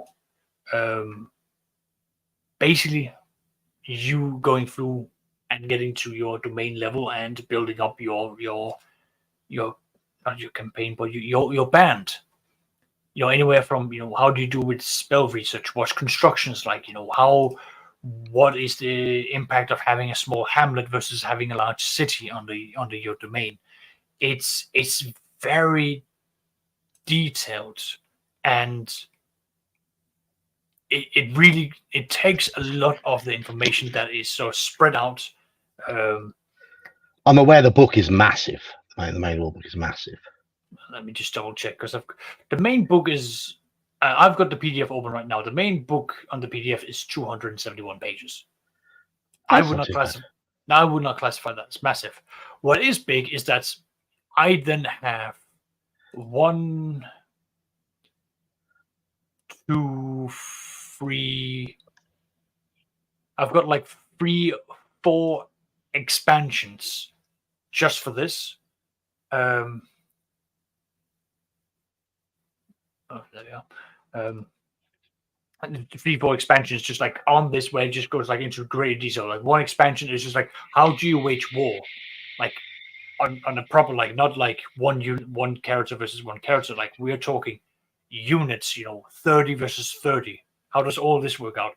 What's the logistical side of these things? How do you then bring in the fact that you've now got mages and clerics having an impact to it? So Adventure Conqueror Kings goes through at least on a high level detail, and it gives the game master the insights of what is going to be happening, and how it's going to be impacting it, and how you can, at least on an easy mechanical basis, affect a D20, because it uses the same like as OSE and OSR. Yeah. 3 to 18 stats and mechanics. So it's not that difficult for that. But it's deliciously detailed. And it just goes into that. And again, like the base thing is that you are going to be hiring hirelings, henchmen, mercenaries, and all these specialists. You are going to be needing proficiencies for yourself, and you're going to need to hire people who've got these things. And you will eventually get to the point of where you are going to be doing, constructions. You're going to be having, sites. And I mean, hell, I'm just looking at. You've opened on page 121, where there is a title called Crossbreeds. Arcane spellcasters who reach 11th level or higher may create crossbreeds by magically blending different progenitor creatures together.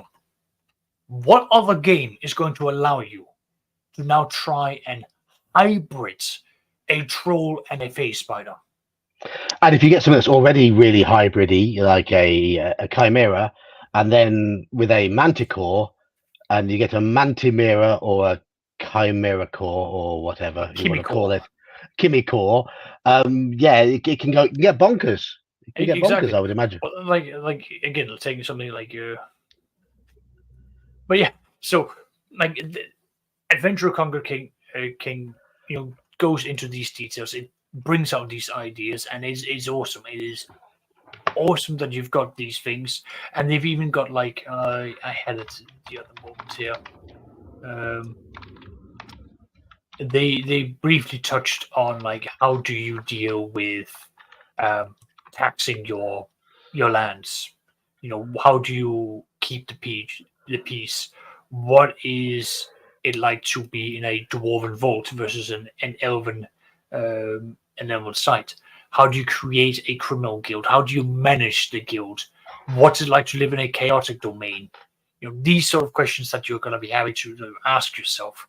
And more importantly, like, if you're going to, again, have a domain, if you, as a wizard, are going to have a tower, you're going to need servants and serfs. Well, how do you attract them? How do you maintain them? Or are you just going to go down there and cast Charm Person on every darn people that you find? Like what my old wizards did. I would cast Charm Person on so many people, bring them with me to the dungeons, and make them walk down the corridors to check for traps. That's really quite an evil thing to do. I hope you. I was not a good character. I never said I was good. Oh, okay. Oh, you were the wizard. Oh, right. Okay. Yes, I was the wizard. Yeah. I played a good aligned necromancer because that was fun. A good aligned necromancer. Yes. See, my intention was to find a vaccine. I wanted to find a vaccination for the world. Why? Because the gods are cruel and they attack us with diseases. So I will find a natural cure for all of these things. And I was like, what the hell is wrong with you? I was like, I study the dead to save us from it. That's an odd take on a necromancer, but why not? Yeah. What do I know about wizards? What do I know about wizards? Why do I know about wizards? No, John knows about wizards. Not what do John know about wizards? You know about wizards. You played a necromancer. Yeah, I have. Yeah. My necromancer was a bit of a megalomaniac, and he was utterly. He was a turbo nerd. Best way to describe him. He considered himself to be the most intelligent person on the planet, always right, always correcting people, even when he was completely wrong. He wouldn't ever back down in an argument. He's the sort of person who you would imagine table flipping every single game when things didn't go his own way. and he was a lot of fun to play. He was a lot of fun to play. That was my my paladin is lawful good. My paladin, but lawful good does not mean lawful nice. It doesn't. Lawful good does not mean lawful nice. It can mean lawful up his own backside. But he's lawful good. He's very, very principled using the Palladium alignments. But he has his own. They're his principles of his upbringing and his country, which might not be in alignment with other people's upbringing and principles. So anyhow, that's a bit of a diversion. Diversion. But, well, okay, so let's talk about again economies and resources, because there's one thing that was that I do want to bring up. You see, when we go into like other games where coin is not the be all end all, let's actually go into something where it's not about the gold or the coinage. You're now going to be in a very different situation where the bartering of items, so items will have a value, but you've now got to exchange that. So we're back to saying, I want 12 eggs for this cabbage. Right. You can see that? That suddenly now makes the world very differently, and it changes how you will be going through it. Welcome to the Witcher game. So suddenly you, like, it even goes in here. You as a character going out there fighting bandits and all this, you're not going to be making money from there because my coins are difficult to come by. You're going to be doing your trading with equipment and stuff. And more importantly, again, I'm just going to open up the index here. And I'm just going to be reading out the classes or professions, because you can play as a bard. Very easy. You can then play as a craftsman. You can play as a blacksmith, an armorer, an alchemist. And this is an actual thing you can be playing as. Now, this is getting interesting, isn't it? You can be playing as a criminal. Well, we all need that. Most player characters are criminals at some point. Yeah, definitely. You can play as a doctor. A doctor is an actual class, because when you suddenly start looking at all the damages your characters are going to be undergoing, and in this game specifically, critical damages, you're going to be looking at things like you've now severed a finger, you've now had reduced speed, all of these things. They can't be fixed with magic. There is magic healing, don't get me wrong, but they don't fix the damages done by a severed nerve. It will heal it up, as in it will close the wound, it will stitch back together the muscles, but it's not going to reattach things. You're going to need a surgeon to do that. So that's why you need a doctor to look at it first, and then you can have the magician, do all of the HP thing, because that's where they come in. And then you, of course, have MERP sort of touches on that sort of stuff.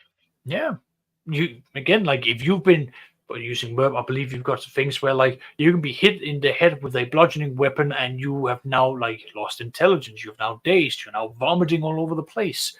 You're now deaf in one ear. Yeah, you're going to need some medical attention for that. If you want to, reduce the penalties to your character, because that'll be permanent probably. Mm-hmm. Of course, you're going to have, your mage, your man-at-arms, your merchant. You can play as a full-fledged merchant. And now it is going to be interesting, because merchants are welcomed everywhere. Everyone needs to trade. Every village loves it when the merchant comes in. Why? Because he brings news. He brings trade. He brings rumors. And, he might just have the things that the farmers need for this coming winter. And he brings pies. And he does indeed bring pies. And I wine. have no idea. And beer. Yes. The important thing is to forget how shit your life is. Yes. So you can play as a merchant. And again, I love the fact that this is something you can be bringing in, and it makes a difference. And this entire world is then based around you. In the world of Witcher, you're probably going to have a Witcher who's going to have to go out. He's going to have to slay monsters, fight this. But he is not an armorer. So when his armor will eventually degrade, he needs to get it fixed. He can either work really hard, save up a lot of money, and then immediately spend the majority of it to have it fixed. or by a craftsman, or another player can be the craftsman who then looks after it, and then the craftsman can then be a member of a guild who's going to be needing exotic items and exotic hides from monsters to further their goal. There are a number of things that can be done from this, but that's just like quickly looking at a game where economy plays a big thing, because coins are not the be all end all. Coins is not what you're paid in; it's items. Now, items have a value to make it easier for a DM to do a 1-for-1, but that's sort of like that's where it is. That's where it ends. You're now going to have to be more bartering, and like we're now trading items in, like they would be doing back in the old days of like, I will trade you this cow for this many, yards of silk. It's very, very different to it all. And just see if I can do this doctors again, alchemy, transportation. I mean, there are costs involved in it all, but again, like the costs are there, but like you can quickly turn it around for items, or you can again, you're not going to be finding monsters carrying coin. You're going to have to take on quests for that, or your contracts, as it's called. Yeah, that's a lot of fun things you can set up with. Have you had a game of Witcher yet? Yeah, I've had 2 games of Witcher. One was all right, and one kind of went sideways because the group ended up dissolving itself. But yeah, no, the one that was all right, we basically ended up with no witches, and we had one player being a nobleman, another one being the court wizards, and they then had to deal with the kingdom of Temeria, which again, if anyone familiar with the world of the Witcher, the kingdom of Temeria will inevitably be invaded. So we started off just at the beginning of the biggest invasion of this kingdom. So he had to manage his little fiefdom while the king above him was screaming down at all the baronies, I need your money because we're being invaded. I need everyone that I can to be sent to the front lines. He had to deal with that. He had to deal with uprisings. He had to deal with, economical nightmares. And he then also had to try and survive in this very tumultuous time because a hostile foreign force was rolling in. He had to secure himself alliances so that even if the enemy overtook, he wouldn't lose his position. And if they won, he would come out in a position where he would be stronger than he was before. The Witcher, the whole Witcher universe thing. It's something that I've heard a lot about it. I've not seen any of the TV shows about it or anything like that. And I just funny we're talking about it now because the website GOG.com had the original Witcher game severely reduced earlier this week. Yeah. And I bought it. Yeah. Because I've got a PC that can run these sort of games at the moment. And I loaded it up and I tried playing it. Yep. I absolutely hated it. Yeah. First game is terrible. Second game is no better. The third one's the one that everyone praises. The third game won't run on my computer. Not until I get a new PC. But the control system was just unbearable. It's terrible. People give The Witcher a lot of praise, but that's because the third one is up here. The first two is down here. They were the stepping stones where they were learning and building towards it. And then when they came to the third one, it was such a humongous leap forwards. So it's not just me being a complete clown with the controls. No, not at all. The first game is straight up, I would say, unplayable. We have moved beyond. There is old school gaming from 80s and 90s that we can cope with. This is just one of those games where I wouldn't encourage anyone to bother. Like just skip. I wish I'd known that before I threw £5 ish of my hard. It was about £5 of my hard-earned money on it. I mean, I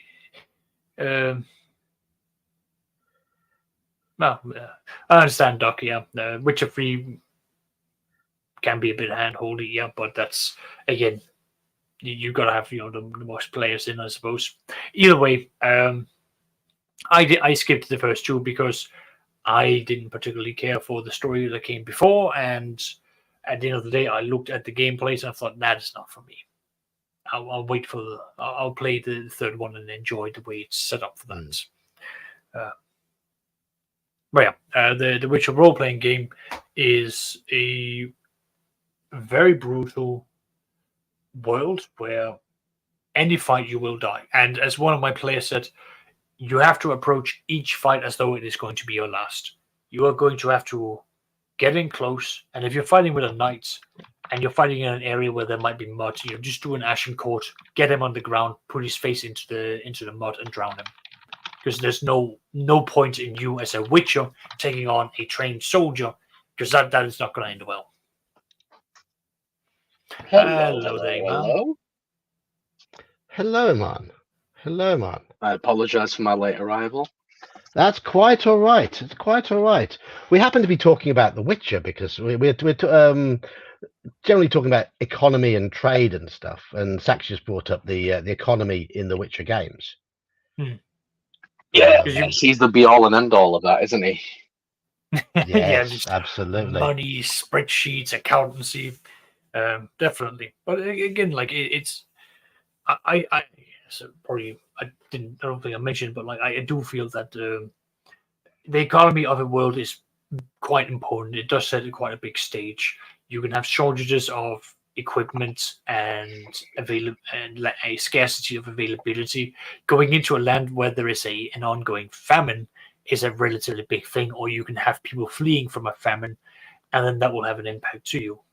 And again, that's just you then having the economy reflect the world, or the world then reflect upon how the economy goes. I mean, and you can do a number of things with this, and it's just sort of like built in and gives a little bit more air and breath to a game than just you go into a dungeon, you come out, you go home, you go back in. I was like, okay, I'd like a little bit more to it. I'd like it if we get into like dungeon level 4 and we discover that there is actually a trading post in the 4th level of the dungeon.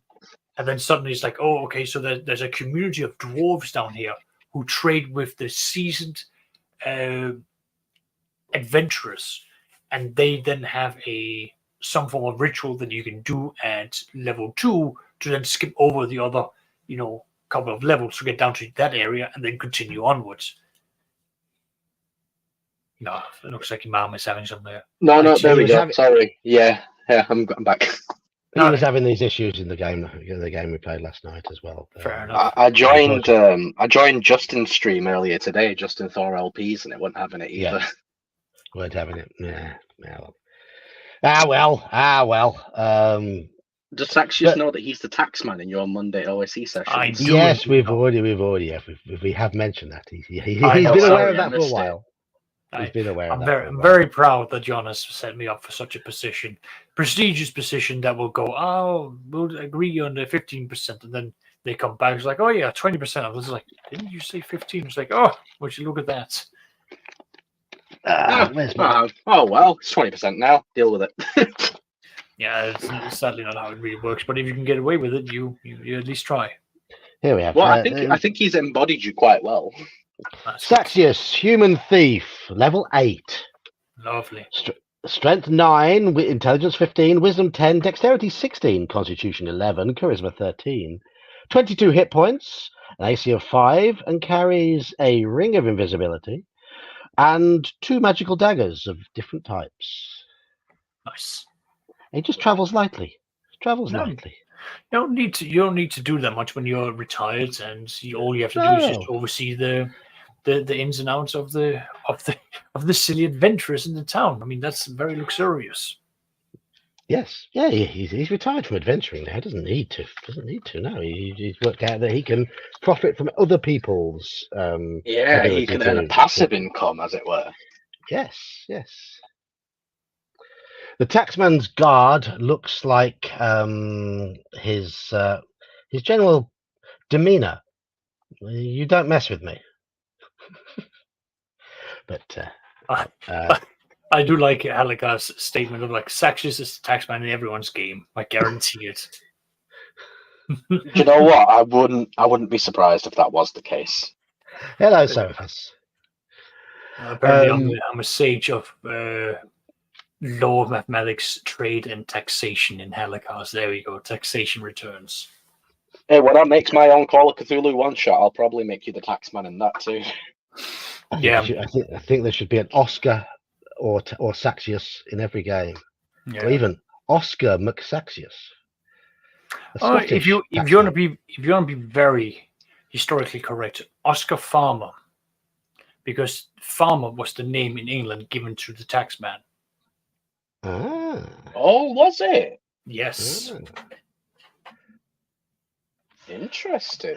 Saxius almost certainly has multiple large bags of holding and a portable hole. Right, so I just want to divert a little bit. It's certainly when I was a lot younger and playing mainly AD&D, everybody in my games had big long lists of equipment and kept lists of their treasure and seemed to thrive on that sort of thing. Is it my imagination that people in general I'm talking in general in the role play hobby, that people just can't be asked with that sort of thing anymore? Or keeping track of their own equipment. Yeah. People just Are don't we seem talking to be interested. What, like new players, or? I think there's an image of the hobby being more about the story side of things now, and they tend to hand wave away a lot of a lot of those old mechanics regarding loot and encumbrance. It's long been criticized about 5th edition D&D. There's not really enough in there to spend loot on.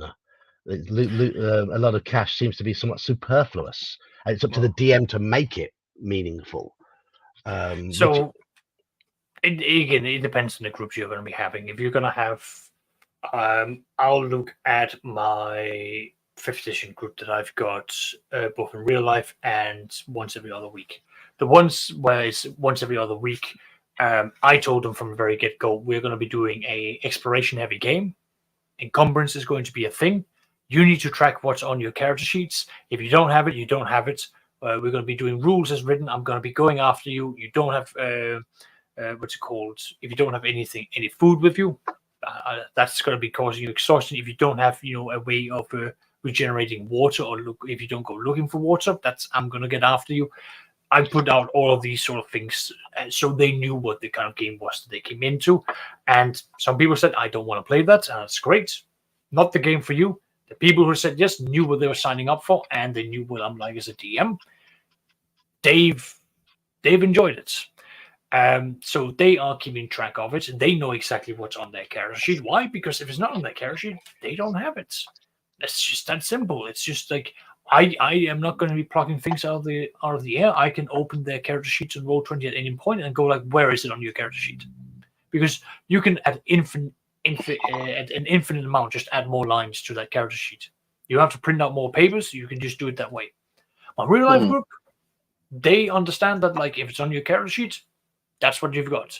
If you don't remember it, that is a player problem. It's an Oscar problem. I don't sit and remember everything for you. And they also understand that while I'm more hand-wavy with that group about encumbrance, I am most certainly not going to be pulling my punches on other parts of the game. So they know that once combat hits in, I'm gonna go after them, and I will make even the lowly hobgoblin and goblin encounters very dangerous, because some the goblins are gonna learn. Oh, we're dealing with rather seasoned adventurers. We're now going to be using area of attack or area of effect now. Oil pots along with a little bit of burning cloth. Throw it at the enemy. They're burning now. There you go. That's the sort of thing I'll be throwing at them, and I'll be keeping on top of maybe not so much the loot, but definitely about what they are going to be engaging with in an economical sense in the society. So it's there isn't the same emphasis in it on these topics as older editions, but there are a lot of third party products that's come out now that puts that emphasis in there. Like Matt Colville has made Strongholds and Followers, which is an entire dedication to the old AD&D rules of castle building. The Castle Guide, updated for 5th edition, which is an awesome thing. He's then done another update to that, where it's like, well, here's how you now wage, how you run your domains and followers, or domains and whatever. And now you've got all of this, being set up, that's awesome. Now you've got third parties who are coming in, filling in this void. It might not be Wizards of the Coast, made, but by definition, Wizards of the Coast owns this that anyone can go in and buy from a drive-through. You've now got you can buy a PDF copy. You can then take that to Hulu or wherever, and they can then make a copy, or they can print and bind a physical copy for you. There you go. Then there are loads of resources for this, and there's old forums still around where you can go and find these things. Exactly. There's loads of these things. So mine's an original. I suppose it's original darkening of the pages. They've got a bit yellow around the edges. Yeah, same. Yeah, but yeah. So my point is, it's pre-loved. Yeah, 5th edition may not have it built into it, but it's out there, and there are loads of ways for them to do it. I mean, Acquisitions Inc. is a module where the players are now given control of a company in the D&D Forgotten Realms. Cool. There is something for you to spend money on. There is something for you to have your entire campaign centered around. That's interesting. I don't know how many Discord servers I've been in where, just as a joke thrown out, who here would want to play in a D&D game where I gave you a farm/tavern and you had to run that? Players have genuinely gone like, that sounds like fun. That sounds like, it sounds different. I'd love to do that. Like an entire economy of where we have a wizard that's going to be a necromancer that will then have zombies farming these areas. We're going to have the ranger go out and look after the animals. We're going to do all of these great ideas. They love that. There's something that's different where the focus is more of a slice of life rather than we're now going to do dungeon delving. You can easily do that. You can easily go adventuring. I mean, what is it? It's the One Ring where you have like an adventuring season, and I'd imagine you could sort of incorporate that into D&D in a sense, in that you're adventuring through the more temperate months, and when the weather gets really inclement, everyone's holed up indoors, and one of the reasons why the adventurers go out to get coin is so that they're not holed up inside a rickety shack freezing to death during the winter. They're able to afford somewhere more comfortable, but come the spring again, those resources have probably dried up, and off they go adventuring again. And I could see that being incorporated into a game where you have maybe 3 or 4 adventures where you basically go out there and get loot to allow your family to survive over the winter. That sounds much more akin to like something that would happen in real life, especially with our ancestors. Of course, yeah. Yeah, it's basically feudal Europe with added monsters and magic. Yeah. Exactly. I mean, now, like, you want to have monsters, just have a roaming pack of boars show up, and there you go. And there's dinner for the rest of the winter because you can freeze the meat in the snow. Yeah, I mean, I assume you know how vicious boars can be. Oh yeah. I know for a fact that you've got a pack of boars. You don't want a couple of first level fighters taking those on at all. No, Exactly. not in the slightest. No, so yeah, but there's a number of fun things you can do, and again, like, I mean, I've been telling my real life group that when we're done with the Red Hand of Doom, I'm going to make them play a nautical campaign where it is going to be Pirates of the Caribbean inspired. They're going to be in the Caribbean. It will be unexplored, and there's going to be 3 different guilds competing for who can get the most islands conquered. Yeah, that sounds good. That sounds good. And there's going to be a whole slew of economy they have to manage there. So, okay, we're going to make food and water just number of days that you've got for the ship. Then you're going to have, the crew members. You're going to have, end of month expenses. Do you remember that, John? Like, end of month expenses, like, depending on your level, you're going to have to pay more. Yeah. I think that's very fair. Yeah, have that for an entire crew. Have that for a ship. That ship's got to be maintained. That's an You've got higher potential for survival and loot grabbing, so I think it's only fair, right? Exactly. Fact, you can have a storage room, a moving storage room. Go on. If Gene and Gingerbeard should happen to watch this, I think we should introduce that into our OSE campaign. Introduce what? Expenses by level. Yeah, no, absolutely. I like that. I mean, I've introduced a number of people to second edition, and I went, okay, we are gonna. I keep on saying them, like, we're gonna make the whole like experience easier. You're not gonna be paying for food, drinks, and all these sort of things individually. We're just gonna have like a monthly expense. Here's how you can live. And most of this go like, I want to live squalid. I don't want to spend money on anything. I want to live like a poor man. It's like, cool. You live in a shack. You get robbed on the daily. You've got you live paycheck to paycheck. Great. And I'd like you to make a parasite infestation roll. Exactly. Give me a constitution save. Like, if you want like you're poor, you're gonna have to deal with everything that happens when you're poor. Exactly. It's just like, there you go. So, like, you live in a terrible neighborhood. You wake up because someone's being stabbed outside your house, and the biggest nuisance this is to you is that you're not getting enough sleep because you're 16-hour work. Lumberjack. You can't pick and choose the parts of being poor that suit you.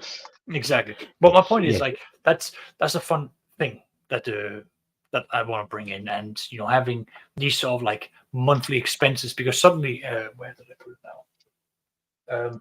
So as I've shown you several times, I've got the calendar printed out for my games. So I do check along, and I do make annotations of when things are taking place, including for, again, second edition. I make my players roll a 1d4 plus spell level to see how many days it takes them to learn a new spell. And suddenly, those days are non-adventuring days, because the wizards are going, we're not moving anywhere. We're studying. We're smoking our pipe weed, and we're studying because we need to do that. And that means that those players actively understand that they are now stepping back, and I'm focusing on the rest of the group on those days. And that's a choice. That's a choice that the players have to make.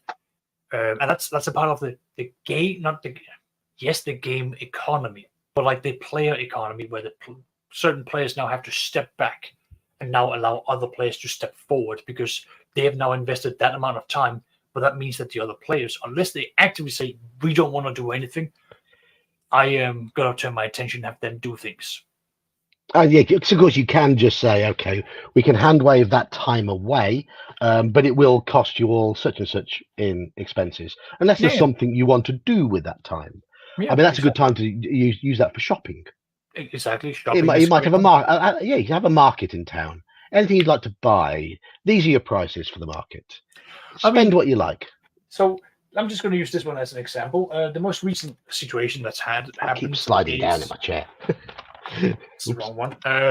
So the recent one that's been happening is that the players got a hold of a scroll, which is basically it's fireball, but it's just sub-zero cold. So it's just the reverse of fire. So a cold ball is what I've called it, or snowball. Okay. Makes sense. So yeah, they're going to go and fight more snake people. Snake people are cold-blooded, meaning that I have house ruled that reptilian monster creatures take more damage from cold-based spells, and they have Makes a chance sense. of going into hibernation from such spells. So the players are stocking up for that. Makes perfect sense.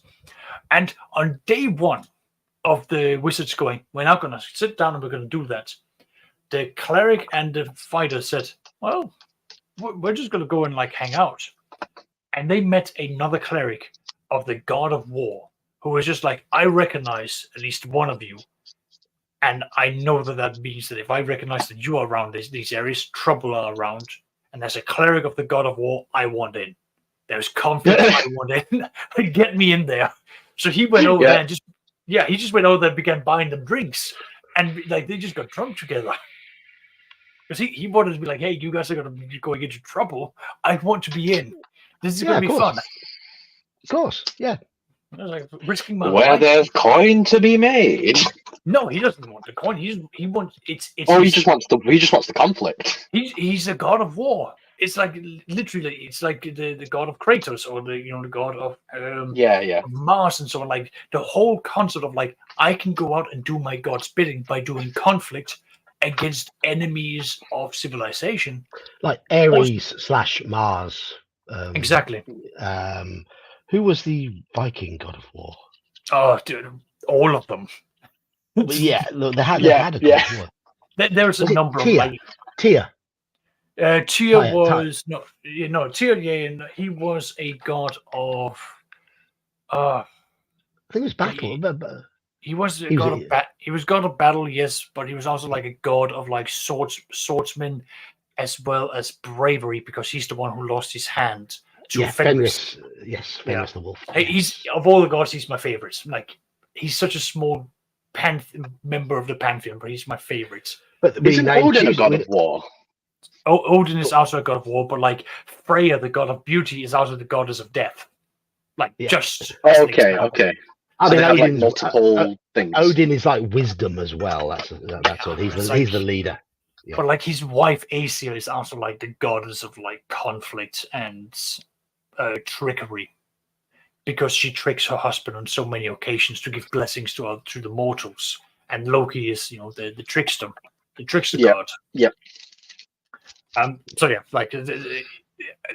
the Norse are not very good because they've got so many overlappings. Plus, technically, Freya is not a Norse god; she's actually a Norse giant. If you go into it, she's actually a prisoner of war between the Norse gods and the Norse giants. It's just fun stuff. Interesting. And of course, Tuesday is named after Tyr. Yeah. Tyr's Day. Is it really? Tyr's Day, yes. As in Wednesday is Odin's Day. Thursday is Thor's Day. Friday is Frigga's Day. Yeah. Yeah, that's the way. Is this real? Yes. Yeah. That's because the days were named after, at least in Scandinavia. Onsdag is Odin's. That's the Unse or something like that. That's basically Odin in Old Danish, which then became Odin's Day. Thor's Day means. Well, Woden was another name for Odin, wasn't it? Yeah, it was one of the many others. There are so many other of them. Yeah. Odin has 1,000 names, in Islam says. I thought Friday was named after Frigga rather than Freya. Well, you've got Frigga and you've got Freya. Wait there. I was taught it was Freya's Day, but it might be. I might be wrong. I might be completely wrong. But Saturday was Saturn. supposed to. But Lördag, that was supposed to be we're talking about Norse gods. Sorry, Yeah, so I think Saturday's named after I believe it's named after the Roman. But it's god also Saturn. it's an old Viking word for bathing day. Oh, I was just checking up I didn't know that. Gilgamesh. Apparently, Gilgamesh isn't even a god; he's a demigod. Yeah. Anyway, sorry, we've gotten. So anyway, back to where were we about trade? Because because I was talking about the cleric who basically wanted to go with the players. Oh, Because that's right. Yeah, the god of war. Yeah. Yeah, so two of the players have basically gone, we're now studying spells, which means that for the next comic session, like I've got a number of things that these other two players are going to have to experience, whereas like things are happening in town, you're going to have to either deal or ignore them. So that's up to them. Okay. This is what Google has to say about Friday.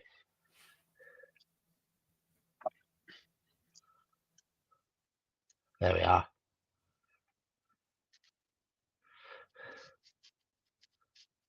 Yeah.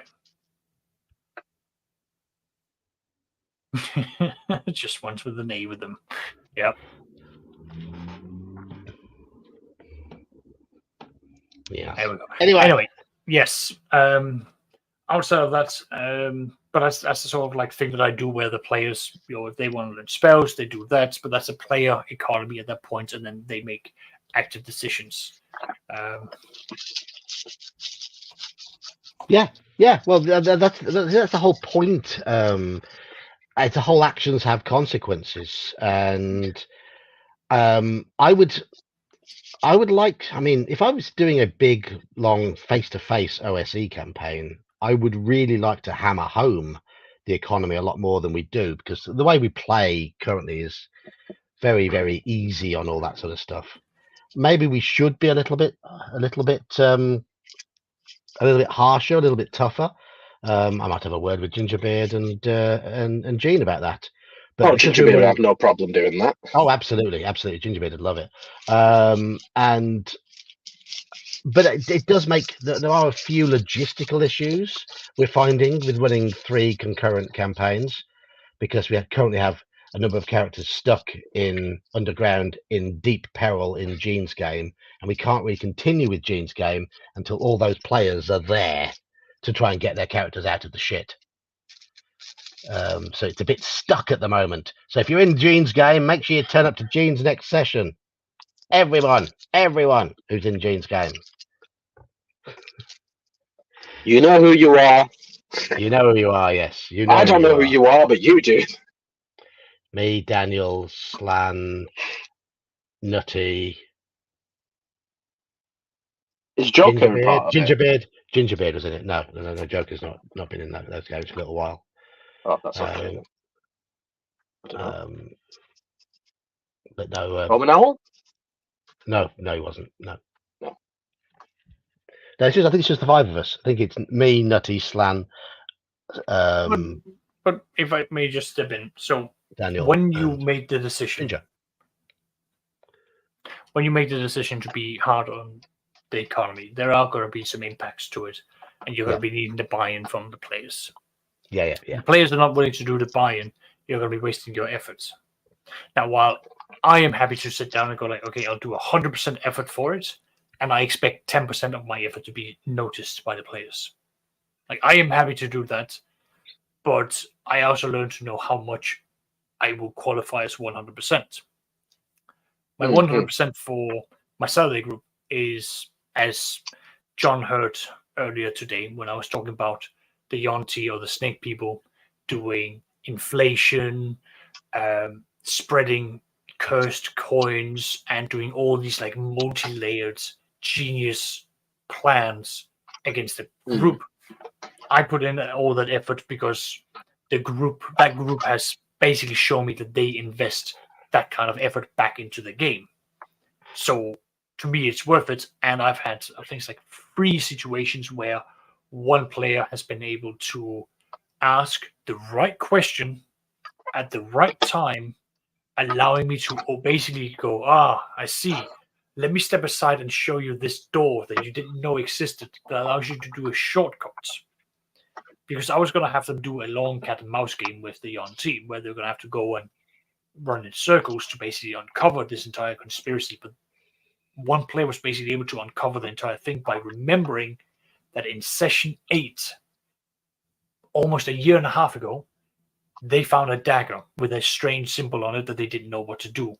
But now they've got clairaudience, which means that by the rules they can now target the owner of this dagger, and that allowed them to discover that the Yuan-Ti was in the region, and then that changed their entire perspective of what they were up against, and it was no longer a cat and mouse chase. They knew who they were after, and they've been able to do that on several points because they pay attention, because they take notes, because they're thorough. Their return investment is there. Like it's a good trait where I put in all this effort, and the players know that whatever they see is the tip of the iceberg. And the more they dig, the further down they come, and the more they learn. Yeah, and that's their way of reciprocating the effort by digging into it, right? Yeah. Exactly, and they learn more. They become more prepared. There's a bigger reward for them, and they feel like heroes for accomplishing these things. So, and it can be very disheartening when you put this sort of effort in and players don't reciprocate. And you have to sort of learn how your players. It's a whole leading a horse to water and that sort of thing. You can offer them so much, but if they don't reciprocate, if they don't pick up on it, then you are wasting your time. Yeah. And I mean, you're not pointing any fingers there, are you? No. This is purely experience. But it's also one of the reasons why I'm glad that I took psychology when I went to university, because I went down the route of like social psychology, where it's studying how people behave. But that allowed me to sort of basically pick up on like how when I play with a group, I don't just sit and like run the game. I also sit and I study the players, so I can basically profile what the group is like who does what is the mindset of the individual players, how does that contribute to the overall psyche of that group, and then that allows me to sort of prepare for like how much effort, what is my 100% to this group, and how much is that 100% being reciprocated back. My 5th edition Saturday game that I run every 2 weeks, where we do exploration, I don't do the same amount of input that I do in that game as I do in my Saturday game, because this 5th edition game requires a specific focus on exploration. The drama is something else that they deal with elsewhere, and that's more of a background thing, because exploration is the key thing. Most of the preparations that I have is just what is the vague outline of these things here, and how can I have a very good interpretation of random encounters, so that they encounter things and they build things up and they can react to things. And then that's sort of them exploring things and me tinkering with like the rulings of doing the exploration. And I quite like that. I don't need to go into Excel level details, because most of what they're focusing on is very like, get here, explore this, discover this, uncover this. But they are slowly learning that I have this level of depth prepared, and they've only recently discovered that one of the greatest treasures that was technically right underneath their nose is now very far away from them because they've left the region. But it's the equivalent of like a magical battery that will give the what's it called, extension or extend spell, where you basically make a spell either stronger, last longer, or go further. Okay. They've discovered that there is a magical battery that can enforce this kind of impact to their spells, but they now have to travel back and get it. And that's just because that's something that they learned now that they've gone that far away and they've met someone who has actually studied the local fauna and the local magical situations. I mean, and this is another side of the whole trading thing, the trade of information. Yes. It's actually really information is valuable. Information is valuable. And that was baked into AD&D. and it was a woefully underused mechanic in AD&D. There's only one module that I saw that actually had sages properly statted up with fields of knowledge and prices they charge and all that sort of stuff. And that is, I think it's a bit of a shame that it really wasn't pushed. It's there in the Dungeon Master's Guide. It's one of those lovely little bits and pieces in the Dungeon Master's Guide that I think should be brought into the game where possible. I agree, but it really depends on the party composition. True. My side of the group, they had a bard. The bard functioned as the sage for the group. Yeah. The moment that I killed the bard, the wizards stepped in because they had a 23,000 gold library that they could consult. Yeah. Like at that point, they didn't need a sage, but if you've got low to medium level characters who don't have access to that kind of resources, well, at that point, a sage is a godsend. Absolutely. But still, there should be some really difficult, far out sort of knowledge that they can discover. I mean, if you think about it, a lot of the high level adventures that were written for AD&D, it was expected. I mean, the whole point of what a lot of people miss about Tomb of Horrors is if you're going to drop something like that on high level characters, they are expected to do the research beforehand and to get knowledge finding spells and to put their resources into making items that will be useful, or scribing scrolls of utility spells that they wouldn't otherwise think of memorizing all the time, just in case, because that's what resourceful players were supposed to do. And that was the whole point of playing high level characters. You were supposed to use all the resources, including the money you got at your disposal and your contacts, to gain information, to gain the relevant tools to complete the adventure. And a lot of that is forgotten. A lot of players go, "Hey, charge!" when they shouldn't be. They really shouldn't be. But again, it comes down to session time now. Sadly, we don't have those many groups that can play those 8, 9, 10-hour sessions on a Saturday or Sunday where you can do all of this sort of stuff. It's all very much wham bam, thank you, ma'am. Well, yeah. I mean, yes, there are limitations for the time that we have. That is like, I have maybe like once a month where I can sit down with my real life group and we can play for 6 hours. Like, we meet at 6 o'clock at a pub where we've got a private room where we can have food, drinks, and game in private. We play from 6 to midnight. And that's where we've got a lot of things that gets done and it gets accomplished. But the 8+ hour sessions is, last time I did that was when I was still a bachelor, living somewhere in Suffolk, and my wife had not finished her degree and decided to move in with me. That was the last time I did that, and these days it's just not feasible for me. Other people have got things that they need to do other things. We have lives and jobs, don't we? I mean, if I didn't have to work weekends, I could pretty much guarantee I'd be gaming on the Discord from midday through to midnight. Oh, you'd literally never get off it. Yeah. No, I wouldn't. No. So it might be a good thing that I have to work weekends. It might be a good thing for my general fitness that I have to work on weekends. Yes. No one's commented on the fact that I have new glasses. Thank you, Squirrel Hermit, for your contribution towards these. Oh, they arrived.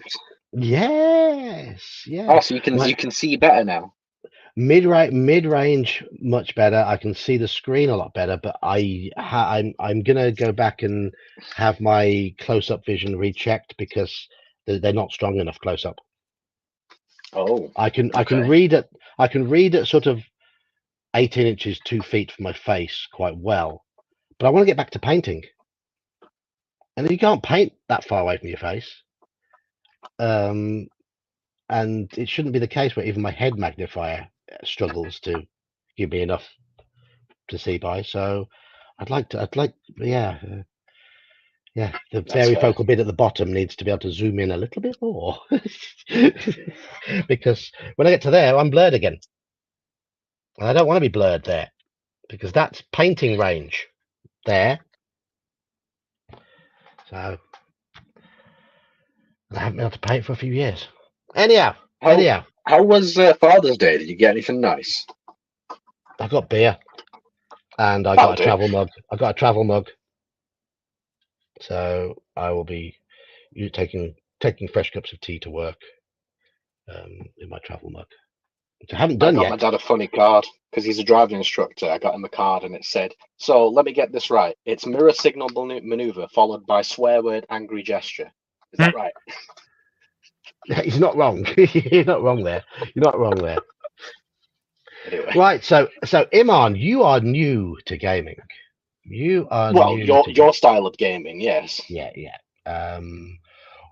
How would you, if your DM or in whatever game you're playing said to you, right, you need to keep a very, very close log of how much loot you've got, how much you're carrying. I will check it up regularly. Would that sort of thing appeal to you, or are you of the new style gamer who's there for the story and the atmosphere more than anything?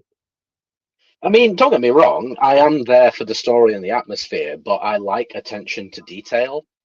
So it's like, the fact that the GM or DM would be considering it to that degree would make me more invested in it. The fact that they care so much about that stuff would make me care more, even if I didn't. Okay.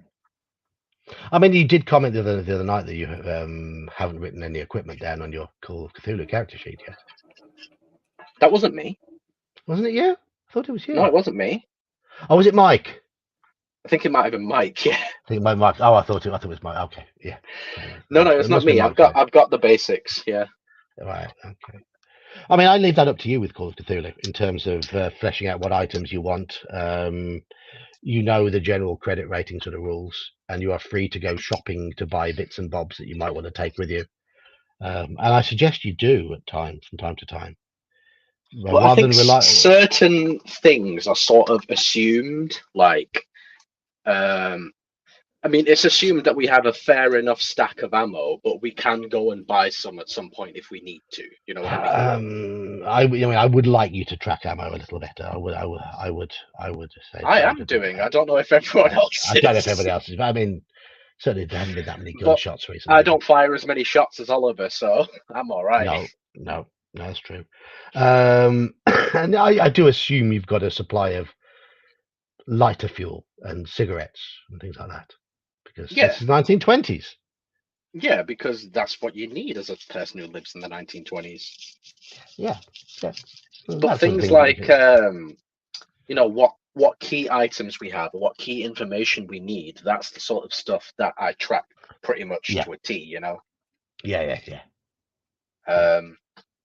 Because that's all like story relevant and story important, and those details affect everything, not just my character.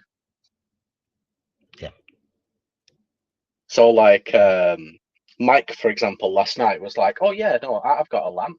And I was like, oh yeah, cool, that's fine. I don't need to use the lighter, because I'm not tracking everyone else's equipment. I'm tracking mine. Oh no, you shouldn't. Exactly. You should. I mean, you should work together to make sure you've got the equipment between you, but it's up to each person to. Yeah. So when I was trying to get the left leg, for example, Harold passed me his hammer, which helped me a little bit. That sort of thing, Yeah. Poor Harold. Poor Harold.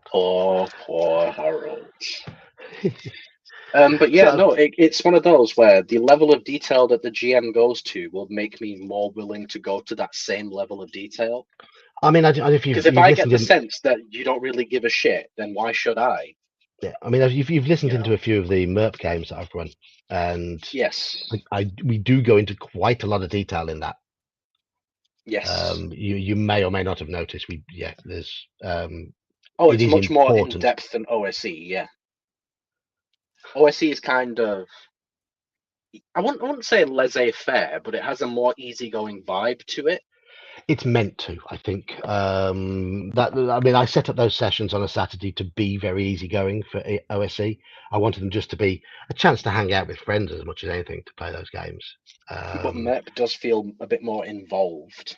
Yes, it's meant to. It's meant to. Yeah. Well, wakey, Andy. Andy's been having a doze.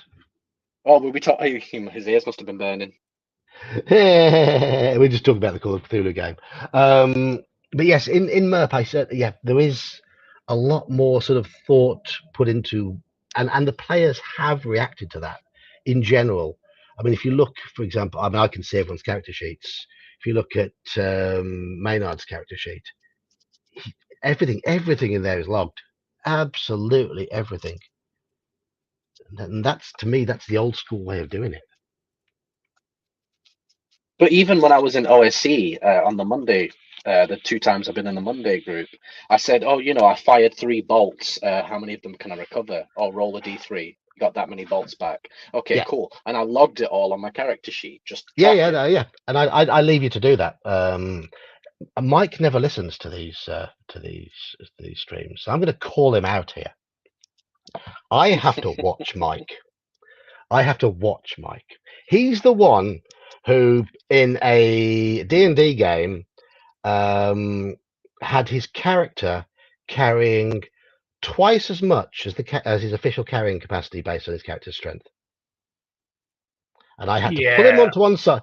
I had to pull him to one side and say, Michael,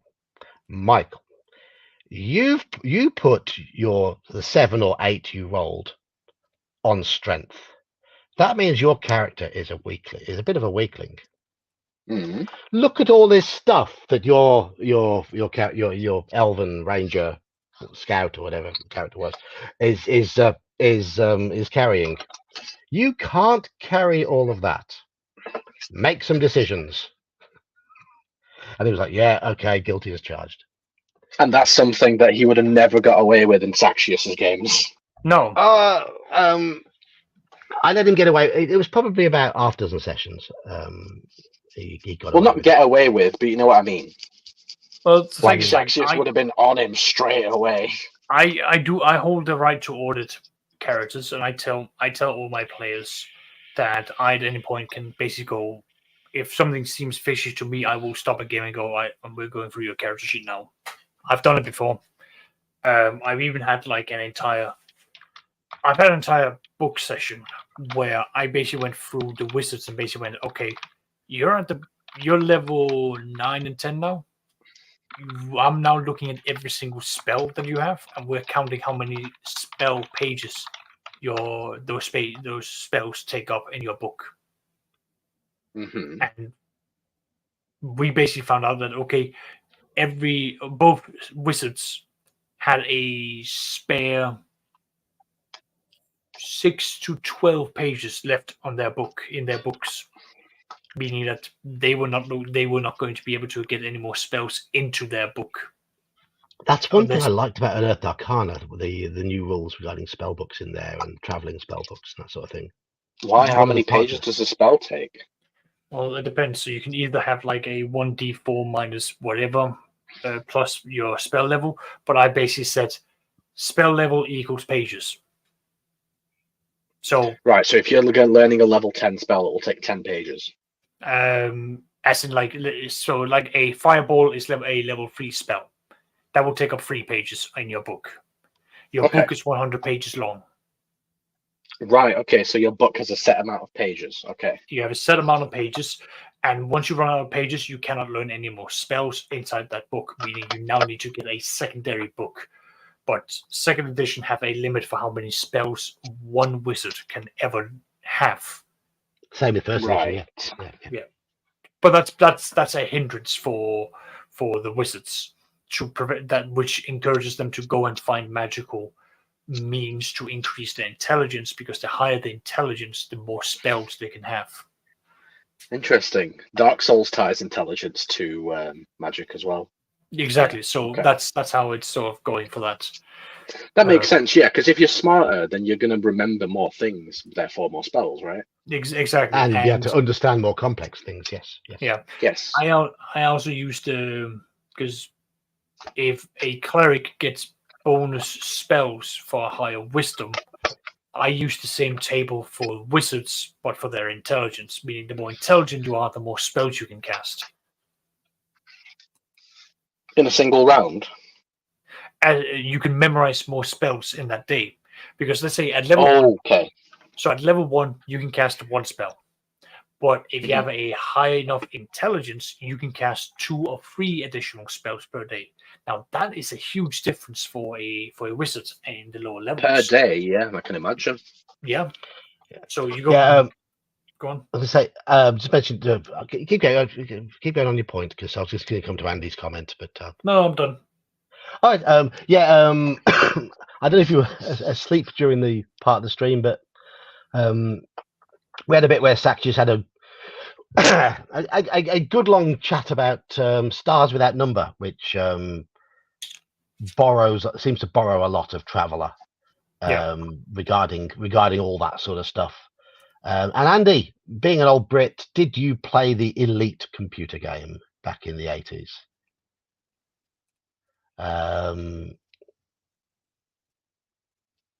Because I did, and I quite liked it. I quite liked Elite, and that was all about trading and whatever. I think that sort of takes those sort of mechanics in a simple way. I didn't play Elite. It was the first really sort of open space exploration game, wireframe graphics, but it was really absorbing. It was really good. Yeah. Elite. Elite, yes. Yeah. About 1983, 84, it came out for the BBC Micro, and then was ported across to the Amstrad, the Commodore, and the Spectrum. The Spectrum version was very good. Spectrum handled vector graphics well. Some of the other computers didn't.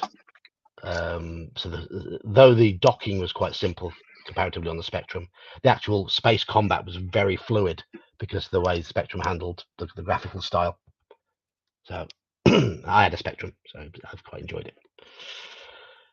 Anywho, we've wobbled. That's just something that was something we did discuss earlier. Andy likes lemmings. Marching onwards, ever onwards to their impending doom. Isn't that right, Harold? Very apt. A bit over my head, but okay. Harold is Andy's character in Call of Cthulhu, and right. he's the one with about 5 or 6 sanity points left. Fair. Yeah. Yes.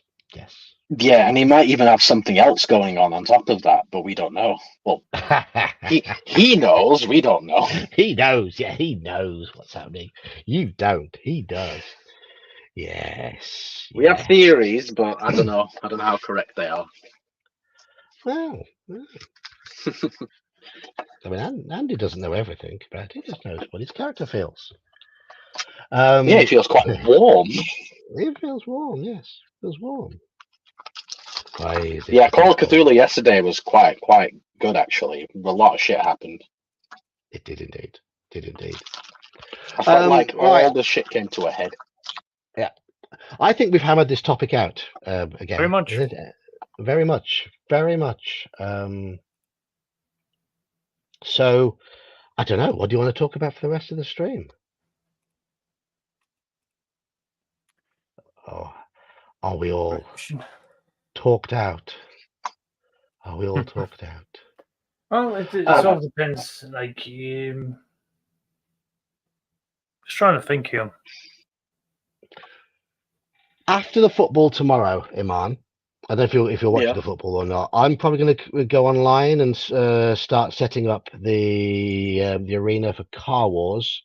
If you fancy dropping in, if Daniel's about and fancies dropping in, I know he's made noises about playing. If anybody else in chat wants to play some Car Wars on a live stream, I'm thinking of running a game this Friday if we can get the numbers and we get it going, and if we can get it working in Roll20. There are some logistical issues. I will say it wouldn't be my first choice to like play that, but if you need one extra person and you have all the other numbers, I can be that person. That's fine. Okay. Yeah, I mean, it's too. I wouldn't say sci-fi, but it's not my sort of cup of tea, is it? Really? It's Mad Maxy. It's not a role play game. It's a strategy game more than anything. But it could be a bit of fun. It is a fun game. It is enjoyable. The thing that puts me off, to be honest, is Roll20. Yeah. I mean, the only issue I've got with running that session is the main two people who expressed an interest in being involved have issues with running Roll20. Iman because he's on his phone, and Daniel because he's got an old smoke blowing machine, and he's not. He's self-confessed a bit of a Luddite when it comes to computers. So it might not be possible. But hey ho. Well, I mean, I've got my dad's laptop, so I can use that. It's just a matter of actually getting to grips with the UI, isn't it? Yeah, it's easy once you get used to it. I mean, you've struggled with it because you've been using it on your phone most of the time. It's a fucking pain in the ass. And it is, yes. It's easier if you had like a tablet, but a phone is not very good. I could use my tablet, I guess, but it's really old now. Yeah. Using a laptop would be the best thing. That's what I use for the Palladium game that we did the other day. Mm-hmm. Yep, which was a good game if you haven't yet checked it out. Yeah, it's a nice segue. Yeah, check out the stream. No, it was good as well. I think it was. Check out a role play. In my opinion, a role play masterclass from Max. I think he was very good. Yeah, I was going to say it was. It wasn't session 4; it was session Athane. And I mean, Cody had a big role to play in it as well. I thought Cody was really sort of but only because Athane didn't know what the hell was going on. Yeah.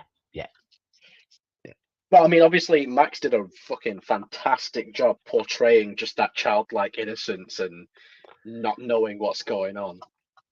Yeah, which is it helped the rest of us sort of play off towards that. Slightly troll him a bit.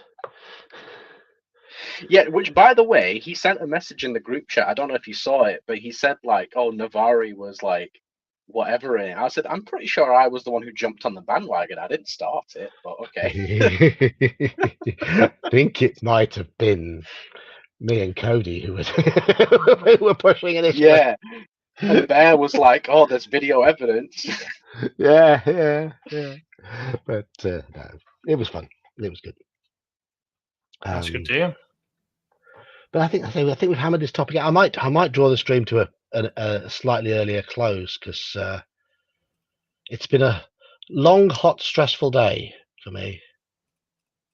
Yes, and I. More staff issues in the shop.